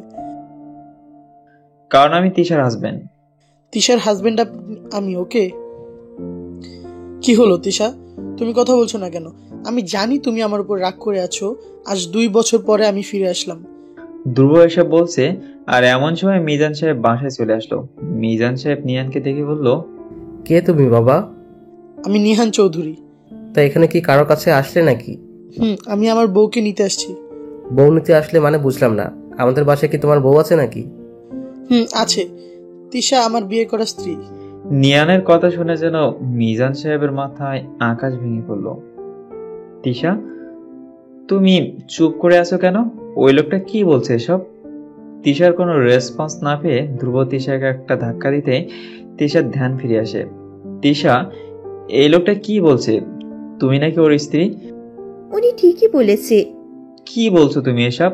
তুমি না বললে তোমার আগের হাজবেন্ড মারা গিয়েছে? তাহলে এটা কে? আমি কিছুই বুঝতে পারছি না। এটা অন্য কেউ হবে। যে লোক মারা যায় সে আবার ফিরে আসে কিভাবে? আপনি কে, সত্যি করে বলুন। তিশা, আমি নিহান। আপনি নিহানের মতো দেখতে, কিন্তু নিহান না, কারণ নিহান তো মারা গেছে। নিহানের লাশ আমি নিজের চোখে দেখেছি। তিশা, বিশ্বাস করো আমি নিহান। আর হ্যাঁ, মনে পড়ে আমাদের বিয়ের প্রথম রাতের কথা। আমরা দুজনেই চেয়েছিলাম যেন আমাদের একটা কন্যা সন্তান হয়। আর আমরা আমাদের মেয়ের নামও ঠিক করছিলাম। আমি এখনো কিছুই বলিনি। তিশা এবার বুঝতে পারে এটাই নিহান। কিন্তু তিশার মনে একটাই প্রশ্ন, নিহান যদি বেঁচে থাকে তাহলে এই লাশ কার ছিল? আমি জানি এতদিনে কি কি হয়েছে। আমি বাসায় গেলাম, সেখানেও সবাই আমাকে বিশ্বাস করে নাই প্রথমে। আসলে তোমরা আমাকে যাকে মনে করছিলে সে অন্য কেউ ছিল। আমাদের গ্রামে আমাদের গাড়ি অ্যাক্সিডেন্ট হওয়ার পরে আমি 6 মাস কমাইছিলাম। আমি আমার সব স্মৃতি হারিয়ে ফেলছিলাম। আমার একটা বাসায় ছিলাম অনেক দিন ধরে, তারা আমায় দেখাশোনা করছে। এর মধ্যে কিভাবে 2 বছর পার হয়ে গেল আমি বুঝতেই পারিনি। আমাকে তুমি ক্ষমা করে দাও তিশা, আর আমার সাথে আমার বাসায় চলো তুমি। আপনার সাথে বাসায় যাবে মানে? কি বলছেন এসব? তিশা আমার স্ত্রী, তিশাও কোথাও যাবে না, ও এখানেই থাকবে। তিশা, আপনার স্ত্রী হলেও সে আমার স্ত্রী এখনো আছে, আর তার সাথে আমার এখনো ছাড়াছাড়ি হয়নি। তিশা, চলো আমার সাথে। তিশা কি করবে বুঝতেই পারছে না। আমি আপনার সাথে যেতে পারবো না, আর আপনার আমার উপরে কোনো অধিকার নেই। অধিকার নেই মানে? এখনো অধিকার আছে। আমি তো তোমাকে নিয়ে যাবই, প্রয়োজন হলে আমি আইনের সাহায্য নেব। আপনি যা ইচ্ছে করুন, আমি কার সাথে থাকবো সেটা একান্তই আমার সিদ্ধান্ত। আপনি এখান থেকে চলে যান। আমি তোমাকে না নিয়ে কোথাও যাব না তিশা। এই কথা বলে নিয়ান তিশার হাত চেপে ধরলো। তখনই ধ্রুব এসে নিয়ানের হাত ধরে বলল, ওর হাত ছাড়ুন। অনেকক্ষণ ভদ্রতা দেখে কিছুই বললাম না, এখন ঘাত ধাক্কা দিয়ে বের করে দেওয়ার আগে এখান থেকে চলে যান। আমি এখন চলে যাচ্ছি, তবে আমি আবার আসবো। তখন একা আর ফিরে যাব না, তিশাকে সাথে নিয়েই যাব। Good bye. এই কথা বলে নিহান তিশার হাত ছেড়ে দিয়ে বাসা থেকে বের হয়ে গেল। নিহান চলে যাওয়ার পরে তিশার বাবা মাকে ফোন করে নিয়ে আসা হলো। তিশার মা বাবা নিহান ফিরে আসার কথা শুনে অবাক হয়ে গেল। সবাই চুপচাপ বসে আছে, কারো মুখ থেকে কোনো কথাই বের হচ্ছে না। এখন কি করবে তারা? তিশা, তুমি কি স্পষ্ট নিহানের চেহারা দেখেছিলে ওর মৃত্যুর সময়? কিন্তু ওর মুখ চেনার কোনো উপায় ছিল না, কারণ পুরো মুখ পুড়ে গিয়েছিল। ও, এখন কি করা যায় বাবা? আমি তিশাকে হারাতে পারবো না। তোমরা কি করবে করো। হঠাৎ করে মিজান সাহেবের ফোনে একটা কল আসলো। নম্বর দেখে মিজান সাহেব চিনতে পারলো, আর নাম্বারটা ছিল পুলিশের। আর এই পুলিশটা মিজান সাহেবের খুব কাছের একজন বন্ধু। হ্যালো, হঠাৎ করে ফোন দিলি কেন? তোর ছেলের নামে একটা মামলা হয়েছে, আর নিহান নামের একটা ছেলে মামলা করেছে। তোর ছেলে নাকি তার বিয়ে করা বউকে অপহরণ করে তোর বাসায় রেখে দিয়েছে। কাহিনী কি বলতো আমাকে? মিজান সাহেব পুলিশ অফিসারকে সবকিছু খুলে বলল। পুলিশ অফিসার তো অবাক হয়ে গেল কথাটা শুনে। এই কেসটা তো কোর্টে তোলা হবে, আর আমি একটা উকিল ঠিক করে দেব। তুই ওনাকে সবকিছু খুলে বলিস। ঠিক আছে বন্ধু। রাখলাম। পুলিশ অফিসার ফোন কেটে দিয়ে পুলিশের সাথে বলা সব কথা বলল সবার কাছে। দুবর রাগ করে নিজের রুমে চলে গেল। তিশা উঠে রুমের দিকে চলে গেল। তিশা রুমে গিয়ে দেখে ধ্রুব খাটের উপর বসে আছে। তখন তিশা ধ্রুবর কাছে গিয়ে বসতে ধ্রুব তিশাকে জড়িয়ে ধরে কান্না করে দিল। আমি আপনাকে রেখে কোথাও যাব না। আমি তোমাকে ছাড়া থাকতে পারবো না তিশা, খুব বেশি ভালোবাসি তোমাকে। তুমি আমার থেকে দূরে চলে গেলে সবকিছু এলোমেলো হয়ে যাবে। আমি তোমাকে অন্য কারো হতে দিতে পারবো না তিশা, তুমি শুধুই আমার। এসব বলছে আর তিশাকে শক্ত করে জড়িয়ে ধরে কান্না করে যাচ্ছে। কিছুই হবে না, আপনি এভাবে কান্না করবেন না প্লিজ। আমার খুব খারাপ লাগছে, আপনি শান্ত হন প্লিজ। এমন সময় ধ্রুবর ফোন বেজে ওঠে। ধ্রুব ফোন বের করে দেখে অচেনা নাম্বার। ধ্রুব আর দেরি না করে ফোন রিসিভ করলো। হ্যালো, আমি নিহান চৌধুরী বলছি। কি জন্য ফোন দিয়েছেন আপনি? একটা গুড নিউজ দিতে। কিসের গুড নিউজ? আগামীকাল আমাদের কেসটা আদালতে তোলা হবে, আর জিতবো তো আমি। ধ্রুব চুপচাপ নিহানের কথা শুনেই যাচ্ছে, কারণ ধ্রুব নিহানকে কি বলবে বুঝতেই পারছে না সে। তাই সে আর কোনো কথা না বলে ফোন কেটে দিল। কে ফোন দিয়েছে? নিহান ফোন দিয়েছে, বলল আগামীকাল নাকি কেস আদালতে তোলা হবে। তিশা, আমাদের হাতে সময় বেশি নেই, যা করার আজকে রাতেই করতে হবে। ধ্রুব এই কথা বলে পকেট থেকে ফোন বের করে জয়া শ্যামকে কল দিয়ে আসতে বলল ক্লাবে। ধ্রুব তিশাকে বলে বাসা থেকে বের হয়ে চলে গেল ক্লাবের উদ্দেশ্যে। ক্লাবে গিয়ে ধ্রুব শ্যাম আর জয়ের জন্য অপেক্ষা করতে থাকে। কিছুক্ষণের মধ্যে ওরা চলে আসে। ওরা এসে দেখে ধ্রুব মন খারাপ করে বসে আছে। দুজনে বুঝতে পারে কিছু একটা হয়েছে, কারণ ধ্রুবকে সচরাচর এমন দেখা যায় না। জয় বলল, কি রে, কি হয়েছে তোর? তোকে খুব চিন্তিত লাগছে, কিছু হয়েছে নাকি? ধ্রুব শ্যাম আর জয়কে জড়িয়ে ধরে কান্না করে দেয়। ধ্রুব এমন অবস্থা দেখে দুজনে অবাক হয়ে যায়। কিরে, কি হয়েছে তোর? বাচ্চাদের মতো করছিস কেন? কারো কি কোনো সমস্যা হয়েছে নাকি বাসায়? ভাই, তোদের আমার পাশে খুব প্রয়োজন। এবার ধ্রুব সব ঘটনা খুলে বলল ওদেরকে। আমাদের কি করতে হবে সেটা বল, আমরা তোর জন্য সবকিছুই করতে পারি। তারপর ধ্রুব ওরা দুইজন মিলে বের হয়ে গেল ক্লাব থেকে। আর যেতে যেতে ধ্রুব ওদেরকে বলল, আমরা আগে দেখব এই নিহানকে আসল নিহান নাকি অন্য কিছু। আগে আমাদের নিহানের বাসায় যেতে হবে, তার জন্য নিহানের মা বাবার সাথে কথা বলতে হবে আমাদের। সেটাই ভালো হবে।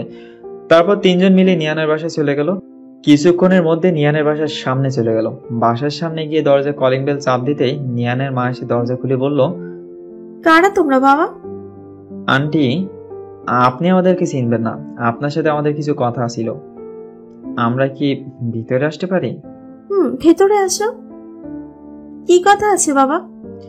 আন্টি, নিহান নাকি ফিরে এসেছে। যে ফিরে এসেছে সে কি সত্যি আপনার ছেলে নিহান নাকি?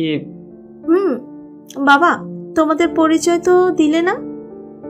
বাবা, আমরা প্রথমে ভেবেছিলাম হয়তো আমাদের ছেলে না, পরে শিওর হলাম ওই আমাদের নিহান। ও আন্টি, আমি ধ্রুব, এতটুকু জানলেই চলবে। এখন আসি, ভালো থাকবে। এই কথা বলে সবাই বেরিয়ে চলে গেল। আবার সবাই চলে গেল ক্লাবে। এবার কি করবে বুঝতে পারছে না তারা। নিহান মাথা নিচু করে বসে আছে।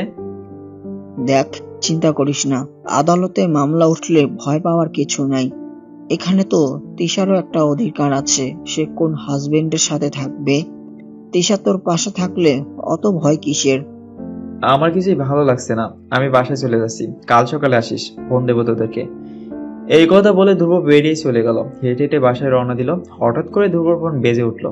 ফোন পকেট থেকে বের করে দেখে নিয়ান ফোন দিয়েছে। ধ্রুব ঠান্ডা মাথায় ফোনটা রিসিভ করলো। হ্যালো, কিছু বলবেন আপনি? আপনি নাকি আমার বাসায় এসে আমার খোঁজ নিয়েছেন? আপনি যাই করুন কোনো লাভ হবে না। তিশা আমার ছিল, আমারই হবে। বাকিটা কাল আদালতে দেখবেন। বাই। এই কথা বলে নিয়ান ফোন রেখে দিল। ধ্রুব সে তার নিজের বাসায় চলে গেল। ধ্রুব গিয়ে খাটের এক কোণে বসে রইল মন খারাপ করে। তিশা ধ্রুবর কাছে এসে বলল, কি হয়েছে? কোথায় গিয়েছিলেন আপনি? নিহানদের বাসায়। কেন গিয়েছিলেন? দেখতে যে ওটা আসল নিহান কিনা, কিন্তু ও আসল নিহান কি হবে আমি কিছুই ভাবতে পারছি না। তিশা, আমি তোমাকে হারাতে পারবো না। তুমি না থাকলে আমি মরেই যাব। এসব কি বলছেন পাগলের মতো? আমি আপনাকে ছেড়ে কারোর কাছেই যাব না। সারা রাত পার হয়ে গেল। সকালে সবাই মিলে নাস্তা করে বের হয়ে চলে গেল। সকাল 10টায় শুরু হলো কোর্ট। সবকিছু ধ্রুবর বিপক্ষে চলে গেল। আদালত রায় দিল নিহানের পক্ষে, কারণ নিহান তিশার প্রথম স্বামী আর তাদের মধ্যে সারাসারিও হয়নি। তাই ধ্রুবর সাথে তিশার বিয়ে প্রত্যাখ্যান করে দেয় আদালত। আর তিশার উপরে সব অধিকার নিহানকে দিয়ে দেওয়া হয়। আদালতের রায় দিয়ে নিহান অনেক খুশি হয়ে যায় আর ধ্রুব লাভ দিয়ে তিশার কাছে চলে যায়। তিশা, আমি তোমাকে কারোর হতে দিব না, আমি এই রায় মানি না। নিহান তিশার সামনে এসে ধ্রুবর দিকে তাকিয়ে একটা হাসি দিয়ে ধ্রুবর হাত ছাড়িয়ে দিয়ে বলল, তিশার গায়ে হাত দেওয়ার কোনো অধিকার আপনার নেই। আমি তিশাকে নিয়ে চলে যাচ্ছি। নিহান, আমি তিশাকে ছাড়া থাকতে পারবো না, ওকে তুমি আমার কাছে ফিরে দাও প্লিজ। তিশা, তুমি আমাকে রেখে এইভাবে চলে যেতে পারো না। ধ্রুবর অবস্থা দেখে সবার চোখে পানি চলে আসলো। মানুষ কাউকে কতটা ভালোবাসলে এমন পাগলামি করতে পারে। নিহান ধ্রুবকে নিয়ে যাচ্ছে, তখন দৌড়ে গিয়ে আবার তিশার হাত ধরে ফেললো। তিশা, প্লিজ যেও না। তিশা, তুমি চুপচাপ হয়ে আছো কেন? তুমি না বলেছিলে আমাকে একা করে তুমি কখনোই যাবে না? তাহলে কেন এখন আমাকে একা করে অন্যের সাথে চলে যাচ্ছ? তাহলে কি আমার সাথে তোমার সব অভিনয় ছিল? তিশা, কিছু বলো প্লিজ। এইদিকে তিশা নিশ্চুপ হয়ে চোখের পানি ফেলছে আর ধ্রুবর দিকে তাকিয়ে আছে আর তার চোখ দিয়ে টপ টপ করে পানি পড়ছে। এবার ধ্রুব তিশার হাত আবার ধরলে নিহান ধ্রুবর হাত ধরে নিহানের নাকে একটা ঘুষি মেরে দেয় আর নিহান ঘুষির তাল সামলাতে না পেরে পোলের উপরে এসে পড়ে। ধ্রুবর নাক ফেটে রক্ত বের হতে থাকে। এটা দেখে ধ্রুবর বাবা জয় শ্যাম এগিয়ে আসে। মিজান সাহেব তার ছেলেকে ধরে ফেলে আর জয় শ্যাম নিহানের দিকে রাগীভাবে এগোতে থাকে। তখন ধ্রুব ওদেরকে থামিয়ে দেয়। তিশা, আমি জানি তুমি ফিরবে, ঠিকই ফিরবে, চলে যাও তুমি, আমার কোনো কষ্ট হচ্ছে না। বাবা মা চলো বাসায় চলে যাই, ভালো থেকে তিশা। এই কথা শুনে নিহান তিশাকে নিয়ে যেতে থাকে আর ধ্রুবকে নিয়ে মিজান সাহেব আর ধ্রুবর বন্ধুরা চলে যেতে থাকে। ধ্রুব সবার থেকে ছুটে আবার তিশার কাছে এসে বলে, তিশা একটিবার কথা বলো প্লিজ, আমার সাথে কেন এমন অন্যায় হলো? কি দোষ ছিল আমার? আমি তো তোমাকে ছাড়া থাকতে পারবো না তিশা, আমাকে রেখে যেও না তিশা। এবার নিহান তিশাকে নিয়ে গাড়িতে উঠে গেল আর ধ্রুবকে সবাই ধরে রাখে আর সবাই মিলে ধ্রুবকে নিয়ে বাসায় চলে যায়। তিশাকে নিয়ে নিহান তার বাসায় চলে গেল।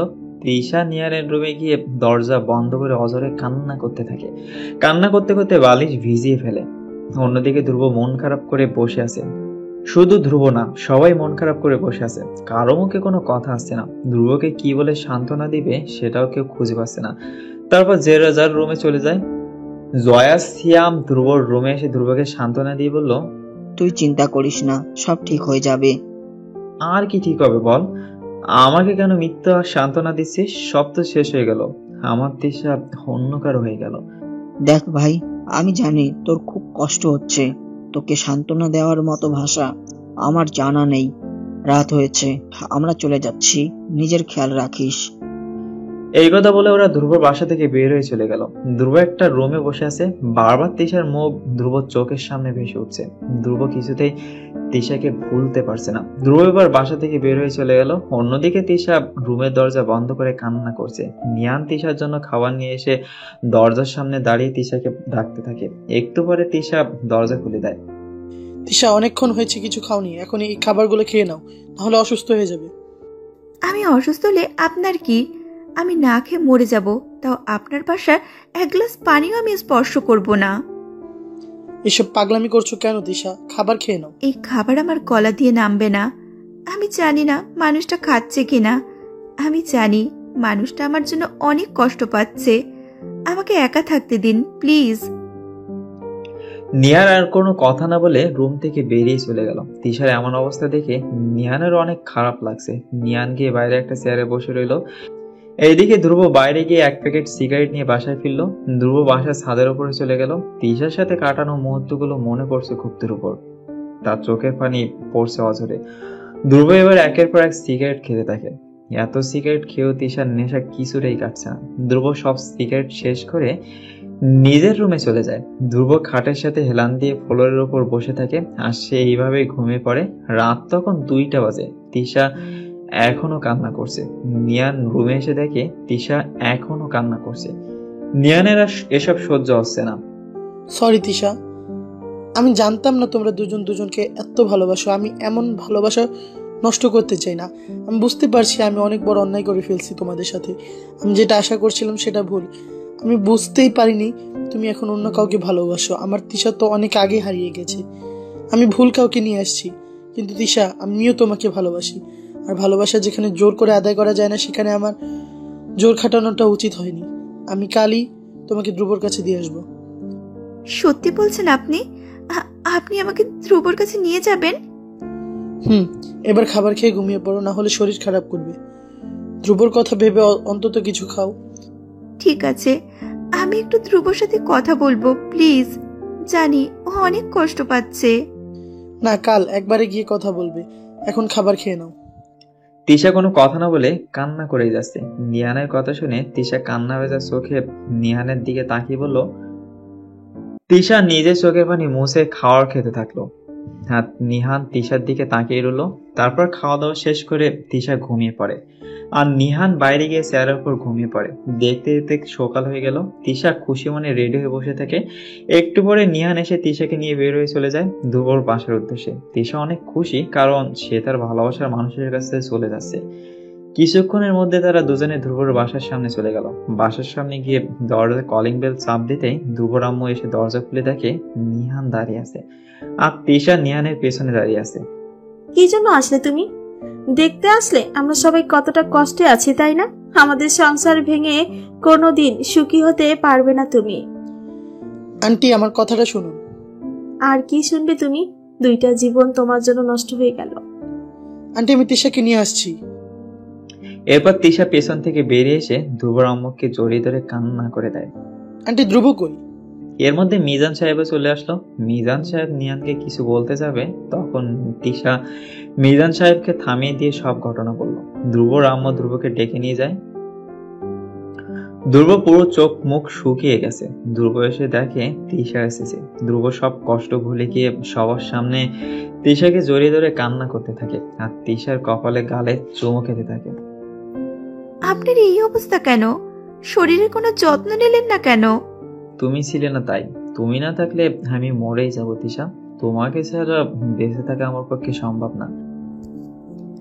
আমি ফিরে চলে আসছি, আর আমাদের কেউ আলাদা করতে পারবে না। এবার ধ্রুব চোখ পড়লো নিহানের দিকে। নিহানকে দেখে ধ্রুব তিশাকে ছেড়ে দিল। আম সরি ধ্রুব, আমি হেরে গেলাম তোমাদের ভালোবাসার কাছে। আমি বুঝতে পারিনি তোমরা দুজন দুজনকে এতটা ভালোবাসো। আমাকে তুমি পারলে ক্ষমা করে দিও। আমি তোমাদের ভালোবাসার মাঝে একটা বাধা হয়ে থাকতে চাই না। আমি তোমাদের 2 হাত এক করে দেওয়ার জন্য এসেছি, আর আমি তিশাকে ডিভোর্স দিয়ে দেবো এক্ষুনি। ধ্রুব পকেট থেকে ডিভোর্স পেপার বের করে সিগনেচার করে তিশার দিকে এগিয়ে দেয়। তিশাও সিগনেচার করে দেয়। এবার ধ্রুব একটা ফোন দিয়ে হুজুর নিয়ে আসলো আর তিশা ধ্রুবর আবার বিয়ে দেওয়া হলো। বিয়ে শেষ করে নিহান তিশাকে ধ্রুবর হাতে তুলে দিয়ে বলল, ধ্রুব, তিশাকে তোমার হাতে তুলে দিলাম, ওকে দেখে রেখো। ও যেন কখনো কষ্ট না পায়। আর তোমরা ভালো থেকো। তোমাদের জন্য ও ভালোবাসা রইল। নিহান, আমিও সরি। তোমার সাথে আমি অনেক বাজে ব্যবহার করছি। এটা কোনো ব্যাপার না। তোমার জায়গায় আমি হলেও সেম কাজ করতাম। যাই হোক, তোমরা সুখী হও, আমি সেটাই চাই। ভালো থেকো, আল্লাহ হাফিজ। এই কথা বলে নিহান নিজের চোখের পানি মুছতে মুছতে বাসা থেকে বের হয়ে চলে গেল। এখন সবাই অনেক খুশি ধ্রুব তিশাকে জড়িয়ে ধরে সবার সামনে। এর মধ্যে কেটে গেল 1 বছর। তিশার কোলে আলো করে আসলো ফুটফুটে একটা বাচ্চা মেয়ে। একদম তিশার মতো দেখতে হয়েছে আর খুব ভালোভাবে চলতে থাকে তাদের জীবন। দুজন দুজনের পাশে সব সময় থাকে। রাতে খাওয়া দাওয়া শেষ করে তিশা ধ্রুব খাটের উপর বসে আছে। তখন ধ্রুব তিশাকে বলল, চলো এবার আরেকটা বাচ্চা নেওয়ার কাজ করি। একদম না, চুপ থাকো। না, চলো শুরু করি। এই কথা বলে ধ্রুব লাইট অফ করে দিল আর তারা ডুবে গেল ভালোবাসার অতল সাগরে। এইভাবে চলতে থাকুক তাদের জীবন, এইভাবে টিকে থাকুক তাদের ভালোবাসা অবিরাম। গল্পটি কেমন লাগলো অবশ্যই কমেন্ট করে জানাবেন। গল্পটি ভালো লাগলে অবশ্যই বন্ধুদের সাথে শেয়ার করবেন। ধন্যবাদ সবাইকে।